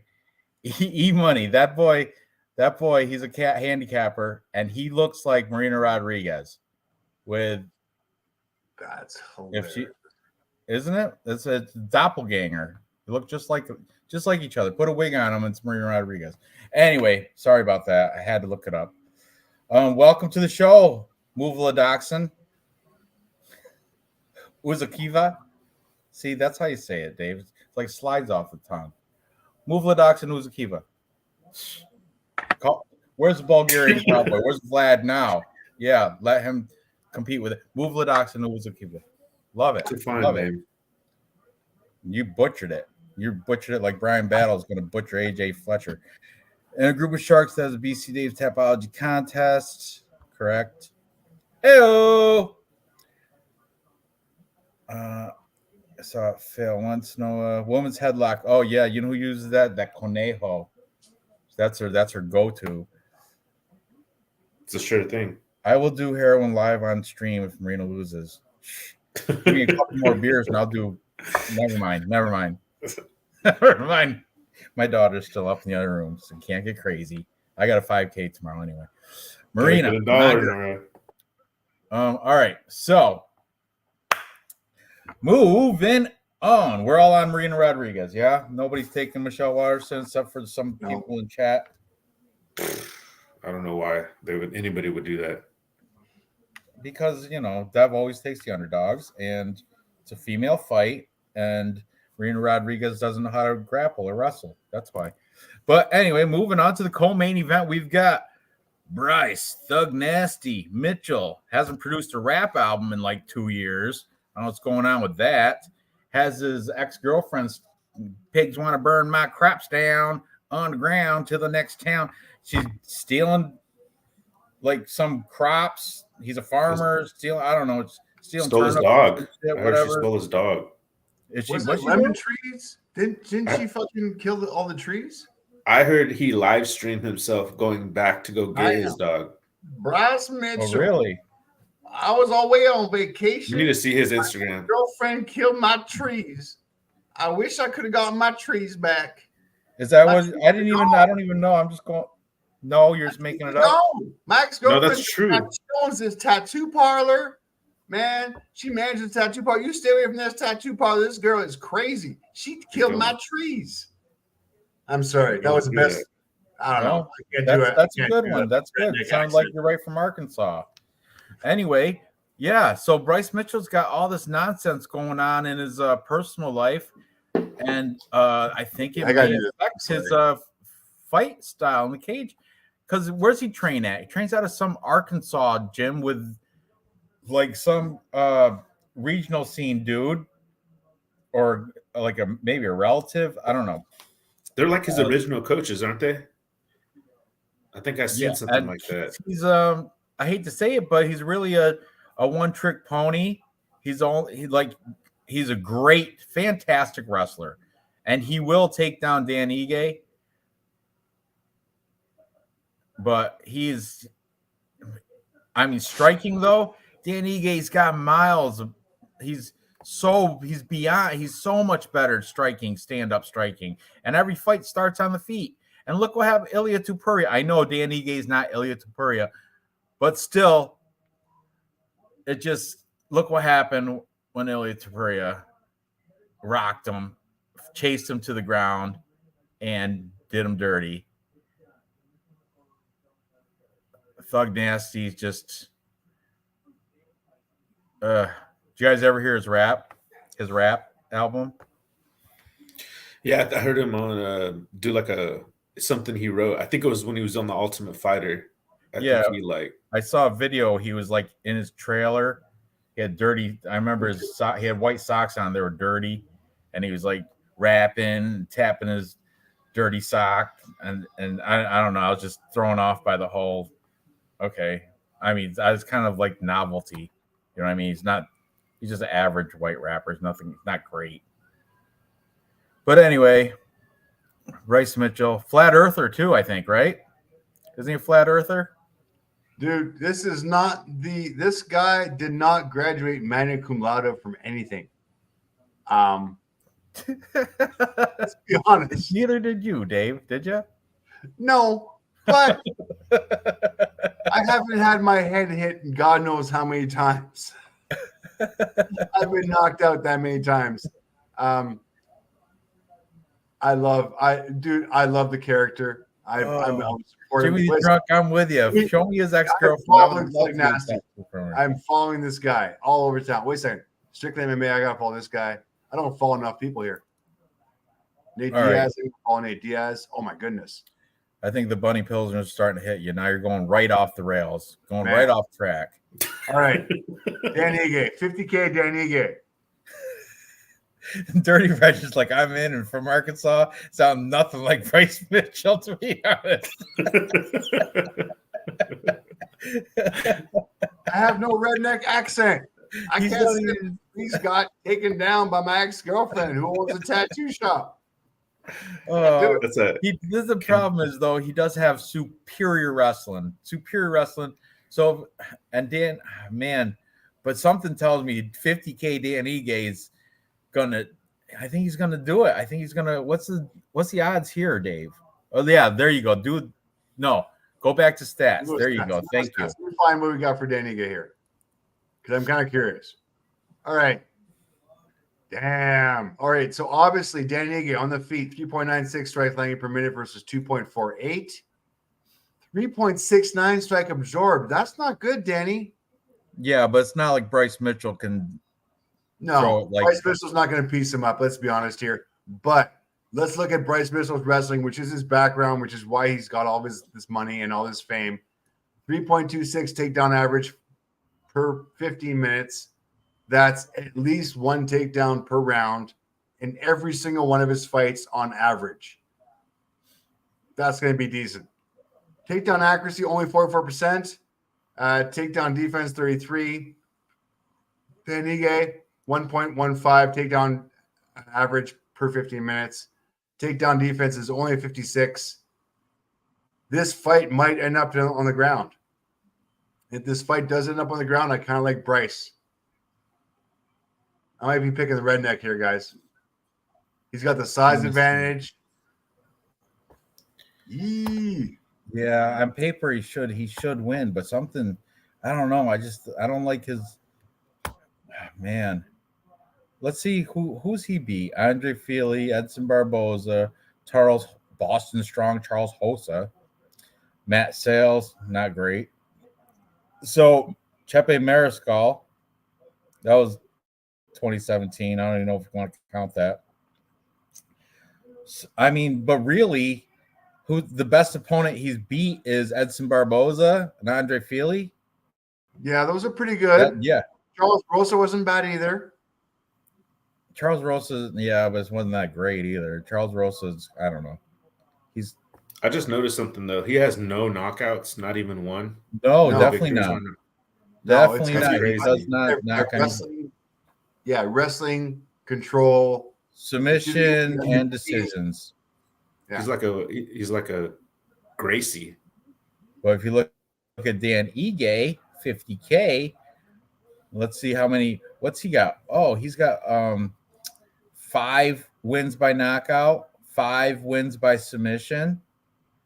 That's well-rounded, if I'd say. And he knocked out Gavin Tucker. He was taken down by Movsar Evloev. He was taken down by Chan Sung Jung.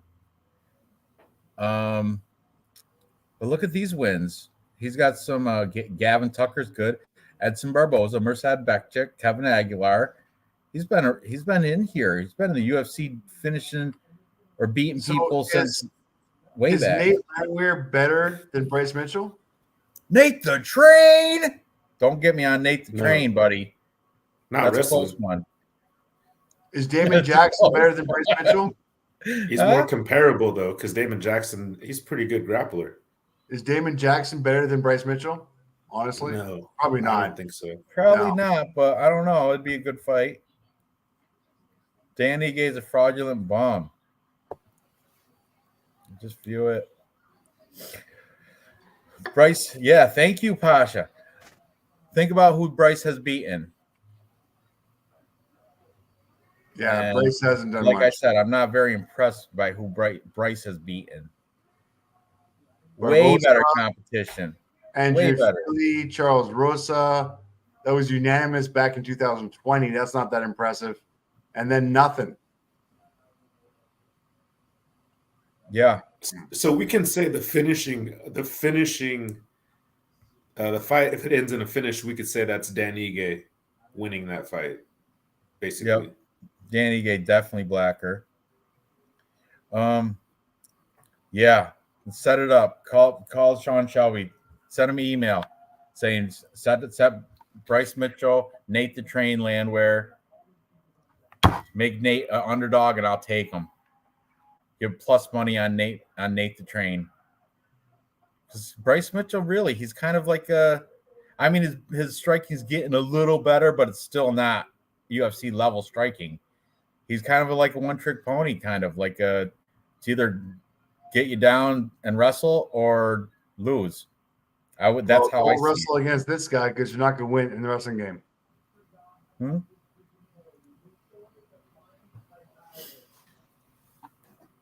Wow, 6 dogs. Silky B's got 6 underdogs on this card. I think I'm starting to head that way. I got so far, we're not even through here yet, and I got 1, 2, 3 of them already.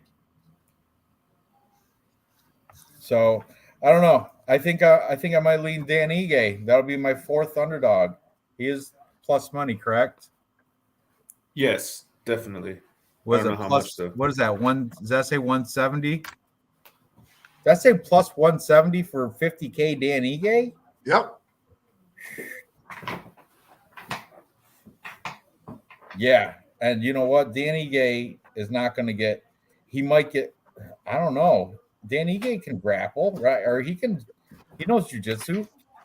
Yeah, I mean, he's not as good of a wrestler. If Bryce Mitchell wins, it's going to be by decision from stupid control time. And Bryce Mitchell can get that control time. I don't think he can. I think Dan Ige is slick enough to get back on his feet, and Dan Ige's, I think, got some good wrestling in his back pocket as well. Not as good as Bryce Mitchell, but still well enough to keep it on the feet. I would hope.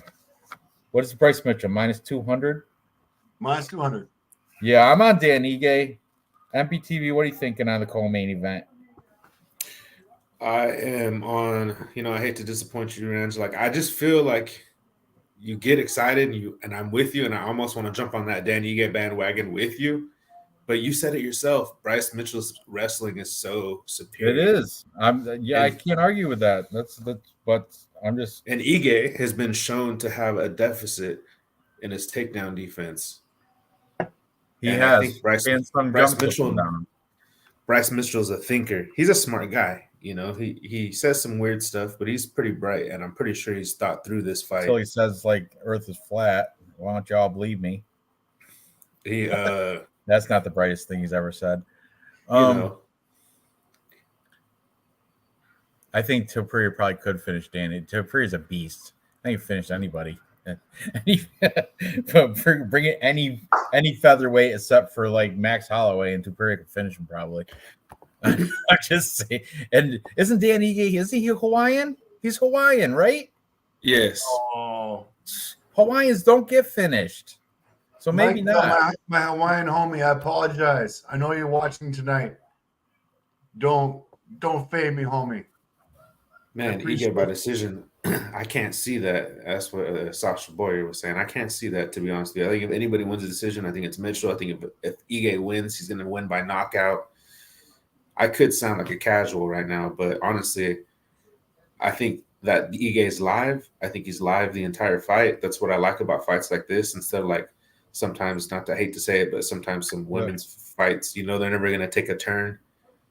Korean Zombie beat Ige on the ground pretty easily, and Zombie isn't known for ground game, but he is known for being one of 3 people to do a twister. You know who else did one? Bryce Mitchell. The twister. Bryce Mitchell, Chan Sung Jung, and who's the other one? Just did it. He's a striker. Who's the guy? It's like just recently. There's 3. No twisters. 3 twisters been done in UFC history. David Onama? Is it David Onama? I forget. I can't remember, but Andrew, it's one of those muscle-bound black guys that did it, and I was like, "Holy shit, he just did a twister." Hey, Dan Ige is the truth. I mean, he trains at Extreme Couture, right? And yeah, Bryce Mitchell trained some gym in Arkansas with that's a really good point, man. That's a really good point. Or something, but he's a fucking dog, man, until he starts to show some wear and tear and like some, you know, real like if he like Bryce is going on the decline until he could, you know, I got to give him his credit for what he's done so far, and I just got to stick with him by decision. What do you think, Dave? Does Barbosa, Philly, or Rosa have any takedown defense? Philly's a striker. They're all strikers. Rosa's is. Yeah, I get it, but still, I'm leaving Bryce Mitchell by decision. I'm sorry, I'm agreeing with all the bookies and everybody else. Yeah. But Bryce Mitchell by decision, control time. He's going to take him down. He's going to abuse him. He's going to beat him up. Danny is a tough motherfucker, so he's not going to get knocked out. He's not going to get submitted. He's got that ground game defense. But I do honestly think that Bryce Mitchell is just going to own him on the ground. And this is not going to be striking because Danny Ige has not the greatest striking. Bryce Mitchell is comparable.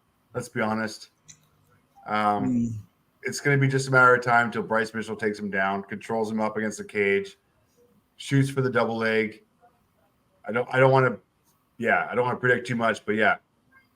Yeah, you guys make good points. Against the cage, double underleg takedown, control. Half guard, beat him up in a half guard for 3 minutes. Round 2, much the same thing. Round 3, much the same thing. Sorry, Dan. Mm-hmm. Sorry, man. You're a good guy. But... Yeah, it's funny. He dated a tattoo artist, but he doesn't have any tattoos. That's true. No, he got stalked and like abused by a tattoo artist. Well, I mean, really, maybe because you're dating a tattoo artist, think you let her give you a tattoo, you know. Still, he's bared, no tattoos. I gotta find it now. Jesus, you're gonna kill me. You know, just think about who made Edson Barbosa look worse. If Bryce Mitchell knocks out Ige for the trees, Dirty Reg is going to plant a tree in Noah Allen's honor. That's fucking hilarious. Oh my God, here we go. You can't play volume, dude. It's copyright infringement. Oh, you can read it Read though. it. Vandalized Vandalized. my house yesterday. She destroyed all my fruit trees. My ex-girlfriend runs a tattoo shop on Booth Street. Good plug right there. Booth Street, Arkansas. We're gonna find that place. We're gonna go. Tattoo shop on Booth Street. The woman that runs that. I'm gonna go and get a tattoo of an apple tree right on my back. Bryce Look, Mitchell is rebel sitting. flag. That's low-key racist. Everybody knows it. Unreal. I just do members only. Okay.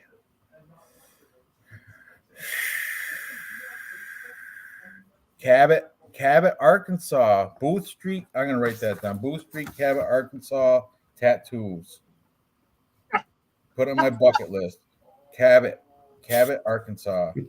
I have my in-laws live in North Carolina and actually Eureka Springs, Arkansas. My kid's grandmother, my mother-in-law, she lives in Eureka Springs, Arkansas. I'm gonna go down there to visit her. I'm gonna go to fucking Booth Street in Cabot, Arkansas, and get a tattoo next time we go down there to see her. Next holiday. Done. You guys wait till 2024. I'll come back with a tattoo from Bryce Mitchell's ex-girlfriend. Bryce Mitchell's saying he's going to buy a house with this money. So when he buys a house, then I'll start rooting against him. But as long as he lives in that trailer. Yeah, he's still living in the trailer. Still living, he's a dog. Oh, Magnolia. All right. Doesn't matter. I'll find it. Dirty Reg. You tell me where you are, I'll come see you too. I'm not lying about the Eureka Springs. That's where my mother-in-law lives. Sandra. Hey, you know what? Bryce Mitchell said he has back problems, and if he does, wrestling, you need your back. So we'll see how he looks. A little bit nervous actually for that one. Is that still Bryce Mitchell right there? That Stewie? Yes. Yes. Awesome.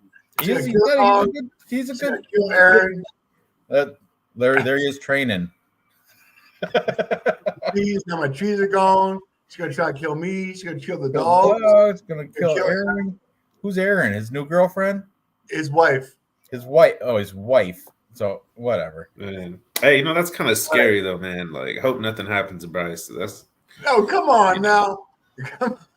No, I mean, because people, Okay. He's pleading right there. He's telling you right there. She's gonna kill me. She's gonna kill the dogs. Like he's making a video. He knows this girl. We don't. Yeah. Every story has two sides to it. Every story has two sides to it. Bryce, if you're watching Bryce, you need to get a restraining order on her. You need to go to the police station right now.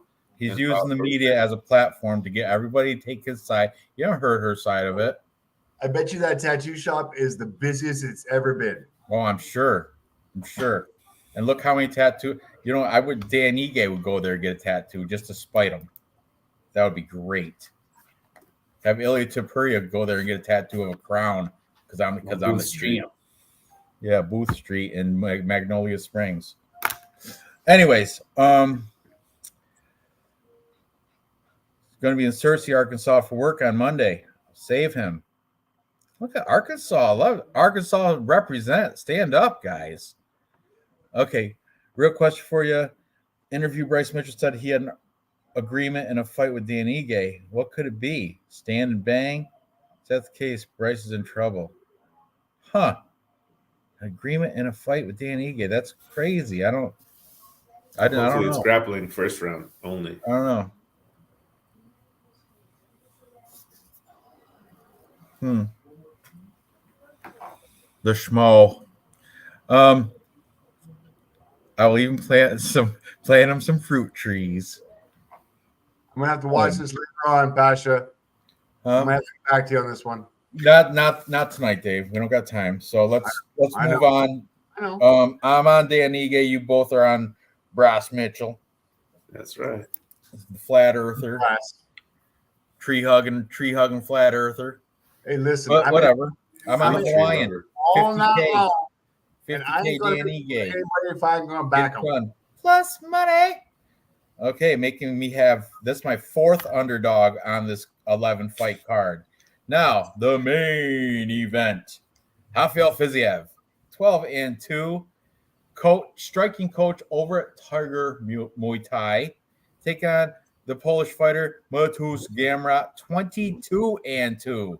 10 more wins, 10 more fight experience, but I don't think he's as Fiziev is going to be the better striker here. Matus Gamrot probably will have better ground game and wrestling, but Fiziev, he's got very decent, in my opinion, he's got decent takedown defense.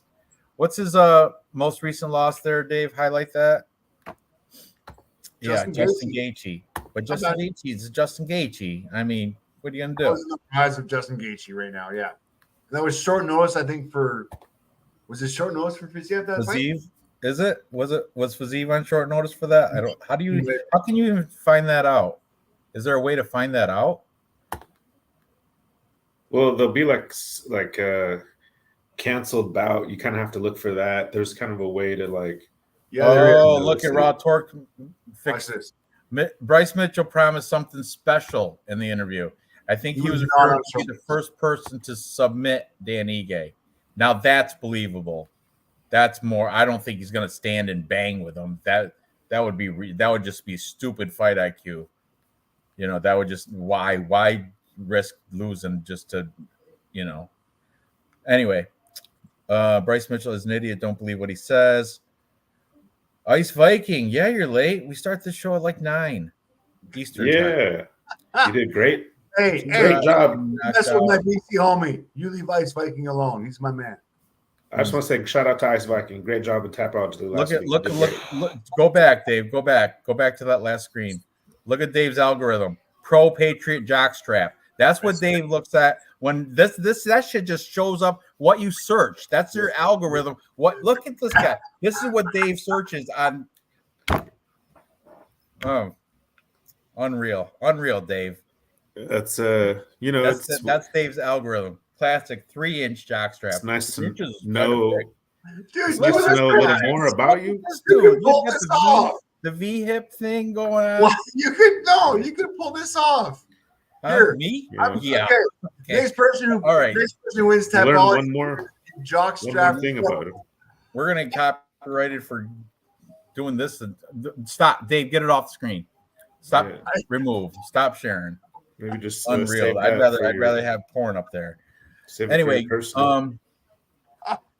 back to this. Let me finish this beer. Shit. Gamrot can stop every fight. We just went to decision against one of the best fighters I've made. I don't see how Gamrot's going to survive a drop. Oh, fuck. So these takedown defense is at 90%. He might not be a wrestler, but I told you he can defend takedowns. And on the feet, totally outclassed him with Matus Gamrot. Totally. Gamrot has staph. Really? Staph infection? He's still losing. Gamrot's a bum. Fiziev will hurt him. Yep. Earth is flat and gravity isn't real. No, I see Ice Vikings going for Mitchell as well. Fiziev is the best. Power of Christ compels Bryce. That's a good rhyme. That's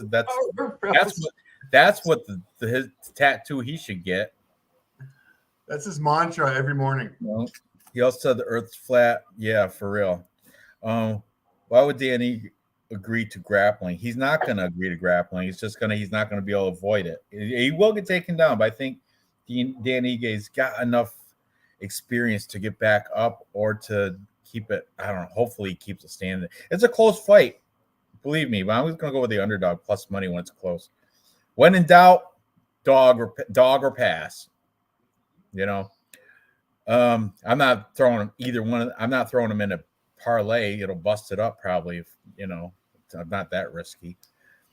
I do confident parlays. Fiziev beat Justin. Did he? I mean, I don't know. I think I sided with Justin in that. So why'd you click on it though? Dave he wants to show everybody what he watches when we're not on here. Algorithms. I'm okay to share. He's got a whole drawer full of those underwears. That's what he wears. I could rock those. I'm gonna get a fucking couple pairs because I would look good in those. Yeah. Oh, you guys are prudes. All right, share screen again. Share screen again. You All right, there you go. There you go. Come on. What did I walk into? He showed that guy. The guy what did he guy do it? Yeah, that guy didn't miss. That guy looked good. We're open to all We're open to all sexual identities. Whatever floats your boat. We're just here for a good time. That's so racist. 3 hours of fun. 3 hours of fun on this show every Friday. Hey, wait a second. Let's talk about Dan Igue's strike landed per minute for a second here. 3.96 versus 2.48. Problem is with Dan Ige, 3.69. He's got an even fucking striking ratio. He takes as much as he lands.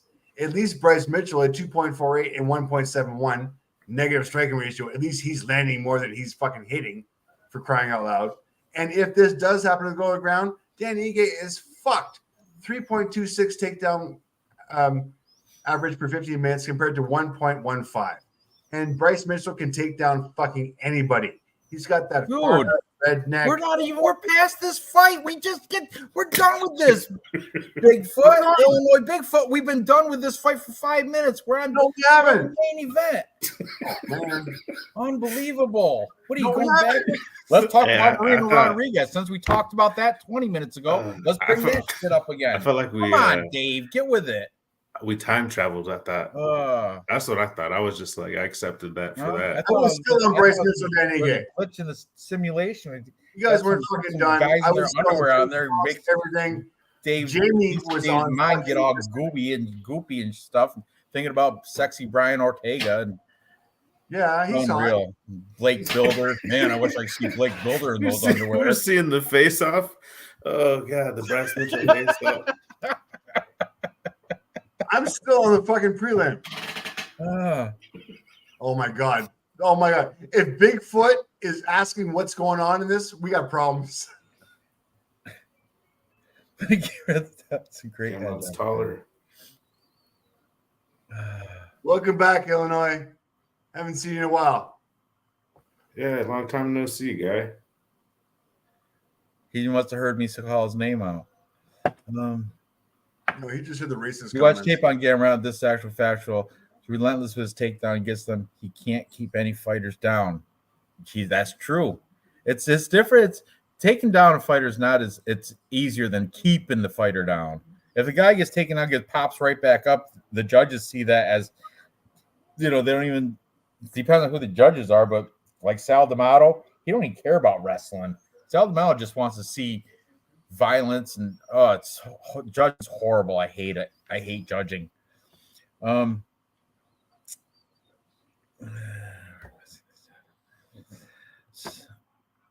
Landing versus observing. It's not fair comparison. Who's Dan Ige fought?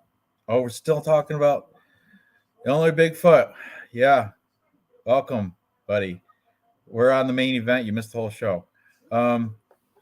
Polish Power. Did he look like the Iceman in the face-offs? That's the big question. He did. Beady eyes of the Iceman. But damn,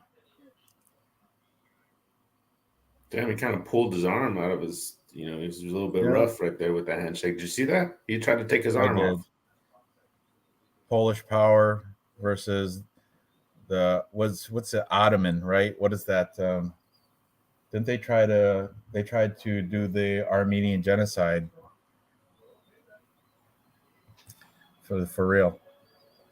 Who was he dropped? Polish Power. Who was he dropped? Let's see.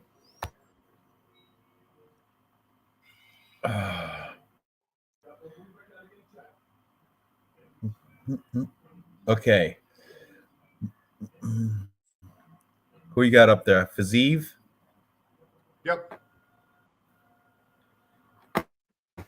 Oh, look at that. He's Faziv's, he's a striking coach at Tiger Muay Thai. You got to remember that. Striking coach at Tiger Muay Thai.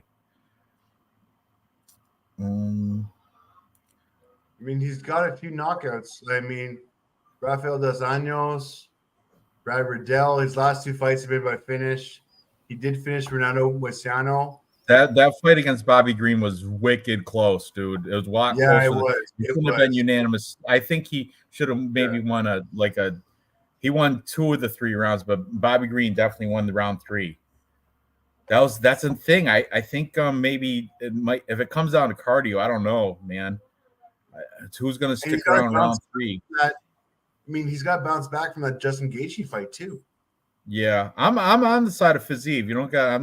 I'm not swaying, but I'm just looking. You got to look at it from different angles too. Look for ways this guy Gamer might be able to win. I mean, look, he does have some submission to strikes. That's just pretty much the same thing as that's better than a knockout. Punch to ground and pound. Scott Holtzman. He's got a couple knockouts here. Yeah, against cans. Scott Holtzman's not really a can. And Diego Ferreira, it says submission, but it's to strikes. That means stop hitting me. I quit. That's how that is. Submission to strikes is stop. I quit. You're hitting me too hard. So, I mean, lost his last 3 fights, and his last win was against Jim Miller, who was like 98 years old. What? Sorry. Oh, so you're talking about Scott Holtzman? Yeah. Sorry, I just had. No, I know. He's 14. I know. But can's a harsh word for a 14-4 fighter. 14-6. Well, now 14-6. When he fought Gamrot, he was 14-4. On the decline. Man, this is a little bit. Now that I'm looking at the resume of Gamrot, it's a little bit. He only lost to recently Benil Dariush and Guram Kutaladze. Those are not bad fights to lose. You know, I watched the Canadian boys, and they're the ones. Shout out to Craig and Matt Allen, Fight Night Picks, and they're the ones who kind of swayed me on this decision because you got to choose, right? We got to choose. We got to pick one, and it was that Norman Park fought, I believe, Mateusz Gamrot twice, and one of them was a decision. And honestly, I don't even know who Norman Park is. I think I probably did watch tape on him once upon a time, actually researching Gamrot before. But they were saying that if Fiziev fought this guy, Fiziev would kill him. And I don't know, something that still sticks in my mind. Like some of those names on the resume of Gamrot, I feel like Fiziev would probably destroy them. And Fiziev looked really good cardio-wise against, what's his name? This is Rafael Dos Anjos. And I feel like he learned from that Bobby Green fight because he gassed himself out. I remember that. And Bobby Green kind of closed the distance towards the end of that fight and got the fight looking closer. Maybe even stole it, but he still lost that. I remember that. But I got to go with Fiziev myself. I'm going to take his stand-up defense being 90% and being able to hold up. And when Gamrot can't take you down, he gets desperate. He looked desperate against Benil Dariush. It's like he just was desperate for the takedown. And against Arman Tsarukyan, he was desperate to take him down too. Did he barely win that fight? I think he even won that fight. But he looked like shit towards the end. So I got to go with Fiziev all day. Yeah. I'm also on Fiziev. Yeah. Fiziev. Can I have a turn? And no, Alan, that's a good point. Yeah, Gamrot dropped in his last 3 fights. Yeah. Yeah, go ahead, Dave. What do you got to say? Okay, so both these guys on the feet, even striking ratio, 5.06 landed and 5.17 absorbed. Gamrot 3.03 versus 3.23. So these guys both have negative striking ratio. Mind you, they're pretty much even, let's be honest. But Rafael Fiziev is the busier guy on the feet. So I think this might, if this does stand on the feet, because let's be honest with you, takedown defense 90%. I have a feeling this might stay on the feet a little bit longer than most people think. Yes, Gamrot has the most experience on the ground, but his problem is getting guys to the ground. And if Fiziev, who is a dog Viking killer, stays on the feet. He's got this controlled all the time. On the feet, up against the cage. Gamrot is really going to have to be able to take him down and control him, and I just don't see that happening. So I'm on Rafael on this one. I don't think it's going to be a finish. I do think it's. I think it is. As far as the bookies fight to go the distance, yes, minus 105, no minus 135. They're a little bit split on it. It is a 5-rounder. Fiziev by TKO, DQ, or submission, plus 150. By TKO, this is the one that I like. By Alexa off. Plus 280. Gamrot is against the odds on all of these guys. He's not going to be able to finish this fight. He might win it by decision if he gets to control the ground game, but I'm going to lean toward Rafael all day long. Yeah, we're all there. We're all with them.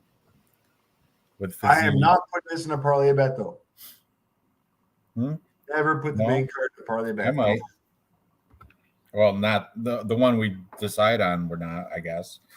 So we're at that point. So we're going to go through, and I'm going to mention everything we have in common. We're going to take the best odds, not including Fiziev, I guess. If for some reason we don't want to put that in. I don't know why, but main card. Okay. Everybody main card. Hey, if my sub for that would be John's, then I'm gonna start. I'm gonna mention every fight from the beginning that we agree upon, and explain why they're not going to make the parlay thing. Okay, we're all on side of Tamars Vidal. We can't put her in because it's a female fight and it's chalky. Mizuki Inoue or Mizuki, just simply minus 340. Nope. And female fight, so double nope. Me and you have a t-shirt bet. Yes, me sir. and MPTV, I got Jake Collier, you got Muhammad Usman, so no agreement. We're all on Jacob Malkoun, but he's minus like 500. So against gloomy old Cody Brundage, hoping call suicide hotline after this fight. It's a shame. I really somebody ought to reach out to him. Check his mental. If you go up and down, his posture is just like, oh, my he looks like up and down, Cody. Up and down, Cody. Lost. He's already lost before in the face-offs. He lost before he stepped in the ring. Horrible. Totally spot that. Then we can't agree on Tim means Fialho because MPTV's on Fialho. We're all on Miles John, except for MPTV's on Argueta. No, I'm not. I'm on Miles Johns. Oh, are you? Okay. I just said it like when we started. I thought you said Argueta's going to outstrike him. No, I literally said, hey, if we're not going to take Fiziev, because I was hoping that we were, that would be in a perfect world. You know, if I could just control Dave's mind to be honest with you, I'm more confident in Fiziev than I am. Yeah, no, I know, but So we're going. Maybe we can talk Dave into it. Tell Dave, take another bong hit, slam another Bunny Pilsner, and we'll talk about it again. Okay, we're all on Charles Jourdain. He's making it.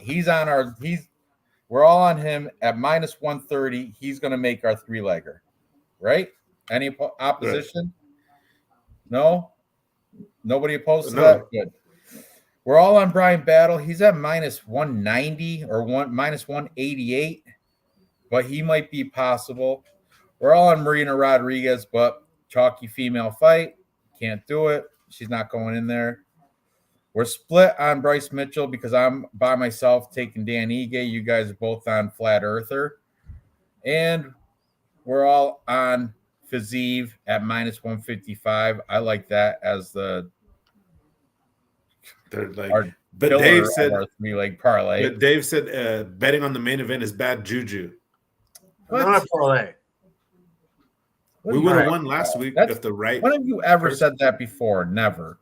No, I just don't like doing it. But okay, we picked Valentina last week. We might not have a choice. Charles Jourdain, Brian Battle, and it's either Fiziev or Miles Johns. Dave, I like Charles Jourdain. I like Brian Battle. Good night. Huh? Good night. What's our other choice? What, Miles Johns or Rafael Fiziev. Who do you have more faith in? How's Miles Johns here? Where is he? Miles Johns versus Dan Argueta.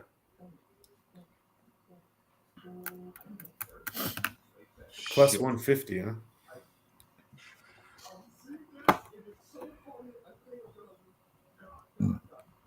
Oh, Miles Johns all day long. Oh, Dave's you're trying to pay crazy. off his car loan in one weekend. Yeah. Miles Johns all day long. Dirty Reg's with you. He says you're gonna lose a ton on Fiziev. Man, now maybe I mean, it doesn't matter to me. I'll put Miles Johns in that. He's big plus money, plus 155 or something. Come on, we saw this. It. Dan looks horrible. He's coming off of a premature stoppage off of Ronnie Lawrence. Yeah, but he was gonna win that anyway, even if it didn't get stopped. He was on his way to a victory. Yeah. Somebody mentioned that Dan Argueta looked really bad during the Contender Series fight. I'm gonna go back and watch it. I don't remember. I think I did see it, but I just want to check it out again. See how bad he looked. Give me more confidence. Thank you, Noah. Jake Collier, lock, prototype. Lock it in. Look at Dan Argueta. He looked horrible in the fucking face-offs. Look at him in the look. Okay. Oh yeah, Miles Johns all day. I cannot stop looking at Hollerhead girl. She's beautiful. Just some nice eyes. Okay, she's got bedroom eyes. They're like bedroom eyes.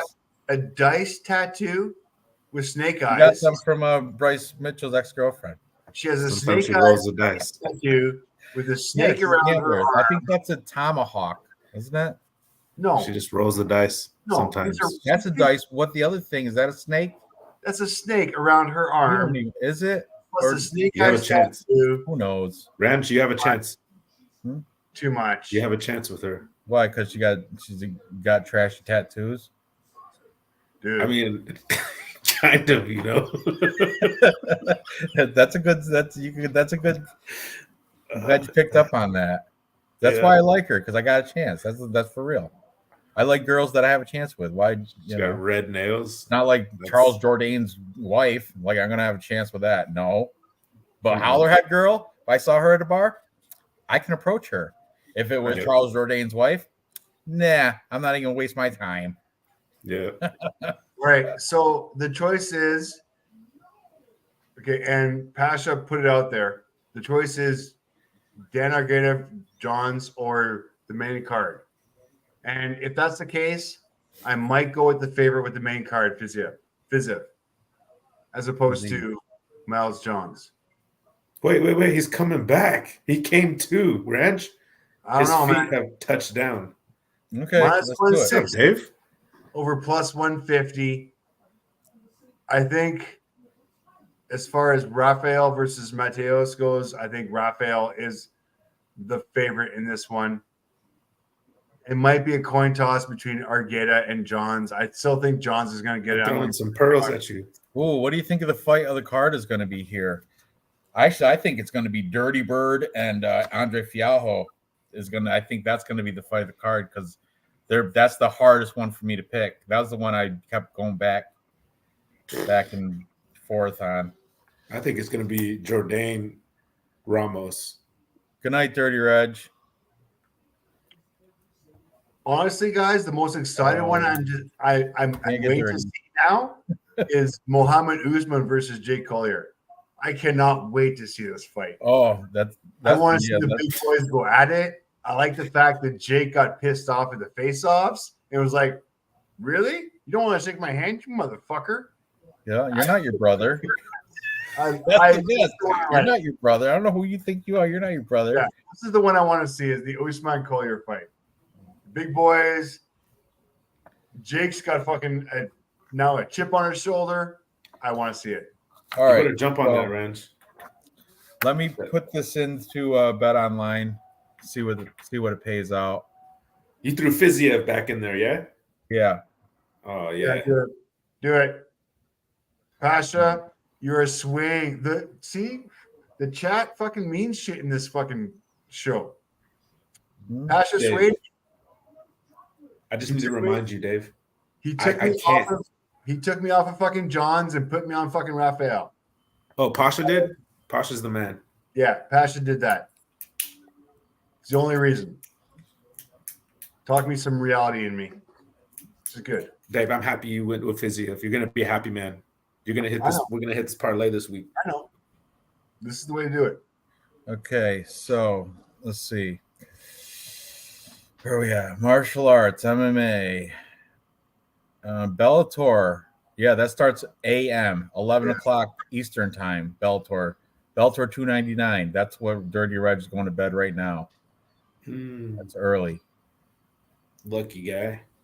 Oh, and Sinead Kavanaugh's fighting too. And then we got UFC Vegas 79. Here we go. So we took Charles Jourdain minus 145. That's better odds than thought. Brian Battle minus 180, better than Bet 365. And Fiziev minus 150. Those three all parlayed together. $100 bet will pay out plus 338, meaning my $100 bet should cash me $338. Confirm and post. Clean. I gotta clean it up though, so it doesn't keep saying for game and martial arts and all that crap. So let me clean this up. Copy. Paste. Dave, promote your because we got Pasha Boyer is a new. He wants to join your Tapology group, so start promoting that because he's been asking questions about it. All right, Tapology group number 926. What do you just search it? Is that how you find it? Yeah, the Pick'em group here. Hang on a second. I'll just do one of these. Copy. Let me go over here. Oh. Where the hell am I here? There we go. Here we are. And okay, goddamn chat in this fucking thing. Here we go. How do we get? Oh, here it is, right here. There we go. All right, guys, everybody, check out Tapology Group number 9. Dave, UFC MMA Murderers Row. It's in the chat there, guys. All of the top YouTube pickers, Cody Bloody MMA picks, Johnny K, who has been killing it, Addicted to Combat, who is also in there. Absolutely fucking Murderers Row. Real news. I can't. MMA Jesus sell. You'll be going on forever. What do you got? 100 people in there? I can't go on. There's like 100 fucking assassins in there, which is why it's called Murderers Row. You gotta check out this Pick'em Tapology group. All of like our top picks hit at like our whatever winner we have is the top pick on the Tapology group all the time. He beats the gold milk guys. The top guys always beat the gold milk guys. This is crazy how good these guys are. Papa Chuck 2 weeks ago had a perfect card. That Paris card. I think there was like 8 people with a perfect card, but only one can be one. Only one. Yeah, it was killer, man. I mean, if you think you got what it takes to join, chat. If you comment on this chat and win the Tapology group, you get a T-shirt. I send you some swag. It's all part of promoting. You gotta message Dave on Instagram if you your information so he can send you the shirt. Yeah, and just want to add too, it's not the search bar at the top where you put in group 926. Right there where it says Pick'em groups, you want to find that and you want to click join groups. I believe that's where I would start. Because I know that some people have tried to search by going up there, the search bar, and that's not where you want to go. You want to find us somehow this way. Yeah, the search bar is for picking for fighters. Yep, and then you want to look for our Tapology group number, I would assume. What is it? 926, right? Yeah, 926. And that's how you do it. So that's awesome that you just did that right there. Busy. Right there, 9. Right there. Is that it? Got to be around there somewhere. Yeah, 926. It's there. On. It is. DC Dave, UFC MMA Murders Row. Yeah, right there. It's on page 8. 100 members. 100. Look Here, at compared to everybody else by us. Oh, we are. I think Awesome. we are top 12, number 12 on Tapology as far as group members. Yeah, you win this Tapology. Congratulations, you're gonna get some shit. It's a pretty cool group. All of the best killers. Yeah, man, hit on there. Yeah. For sure. Hey, Ranj, I just want to say, I know I said I was going to drop some content for Real Fight Picks, and I haven't yet, but I'm going to use this break coming up, and I won't see you guys. So we hope you guys have a good week off. Is there a break? There's no fight. Is there next week? Yeah, there's no fight next week. Yeah, nope. There's a break. And then it follows up with a pay-per-view, right? After the break week, isn't it a pay-per-view? I believe so. I believe think so too. I think it's like an East Coast one too. Maybe New York City. I don't know. I know, but yeah, there is definitely a break. And we've been 17 weeks in a row without a break. Yeah. It's well deserved. So it's been amazing. Yeah, Illinois Bigfoot, you can sure come on next week because there's a break. There's no problem. I'm just messing with you, but you'll be out. You can come on again. You're still on, kind of like that last showing you had was pretty miserable. So you're still on a little probation, but anyway, hey, Ranj, guys. Is it cool if I put my URL address in the chat with the comment? Yeah, go ahead, knock yourself out. All right, I'm gonna do that because starting next week, the way I'm gonna do is I'm gonna do a live. I'm gonna do a live off of StreamYard and just kind of give my predictions that way. That's how I'm gonna start out. I'm gonna do that for that whatever that mystery. I don't know what it is right now. Plug whatever you want. Look, Dave was plugging sexy boy underwear. Plug whatever you want on here. I don't care. Ranj, Doesn't matter. You can pull. By the way. I learned something about Dave. Hoodie they're very snug fitting and they're comfortable. So, hey, the banana hammock actually works. You got 3 inches of room in there. That's all I need. Ranj, I just want you. Can you do me a favor? It's an addiction, I think. It's okay though. Can you stand up and do a little twirl because that's a fucking sexy hoodie that somebody wanted. Oh yeah, this was a victory hoodie right here. This UFC walkout jacket. Dude, I thought you bought that with your winnings from like 2 weeks ago. Yeah, from UFC Paris. No, that was my looks nice. That was my losses right there, dude. It's really nice. I fucking told my fiance about it. I was like, dude, I think Ranj is spending money on himself. No, that's UFC gear. Dave bought me this. I bought Dave that 10th Planet hoodie. We pay our debts. That's this weekend. You're gonna buy me a Jake Collier t-shirt. Dude, I can't wait. Jake Collier t-shirt. I can't wait. I know he's gonna gas out. He's gonna gas out round 1, and I cannot wait. And I'm gonna picture you just He's gonna do better cardio than Muhammad Usman. Oh man. We'll see. You'll see. Don't get fooled by the big muscles. The big muscles need a lot of oxygen to feed those muscles. The football player. That's a football. Exactly. Football. Kamaro's brother. Players MMA fighters turned out good. Greg Hardy. He sucks. Like Eric the Diaz Anders, brothers. Eric These ones are like the Diaz. He sucks. All the football players that cross over. AJ Fletcher. You'll see that. You'll see that. Greg Hardy? Did you say Greg Hardy in there? I did. Greg Hardy. Eric Anders, AJ Fletcher, Muhammad Usman. Yeah. Garbage. Hey, but I'm more confident in this the only one that transferred over that's not bad is Matt Semmelsberger. He was like he was like a free safety or something. He wasn't like a stupid D lineman. Isn't looking good or anything like that. But anyway, yeah, thanks for I got a rugged maniac 5K obstacle course tomorrow, so I got to really get some rest. But I appreciate everybody in the chat. We had a good show tonight. Look at Dave showing the abs and the Roberto Durant shirt. No. That's from that's from when Dave beat me and he hustled me. Oh, look at. Are you are in those underwear ads, Dave? Maybe you are. Yeah. Good for you, Dave. Good for you. I'm an old man. I got a beer. Shirt, I got a beer ball. Remember them? They used to make them back in the 90s. Matt's beer balls. Anyway, yeah, thanks chat for sticking around. Good luck for everybody tomorrow. Be sure to put your picks in Tapology. I'm gonna do that right now before I lay to bed. And that's right. Have a good night. Good luck. I'll see you guys not next week because there's a break. Probably 2 the week weeks. after that. 2 weeks. Yeah, 2 weeks. It's my fucking birthday that day. When? Next 41, week? man. Yeah, no, that next show. Oh, really? October 7th. No kidding. Yeah, man. No kidding. Yeah, I'm getting old.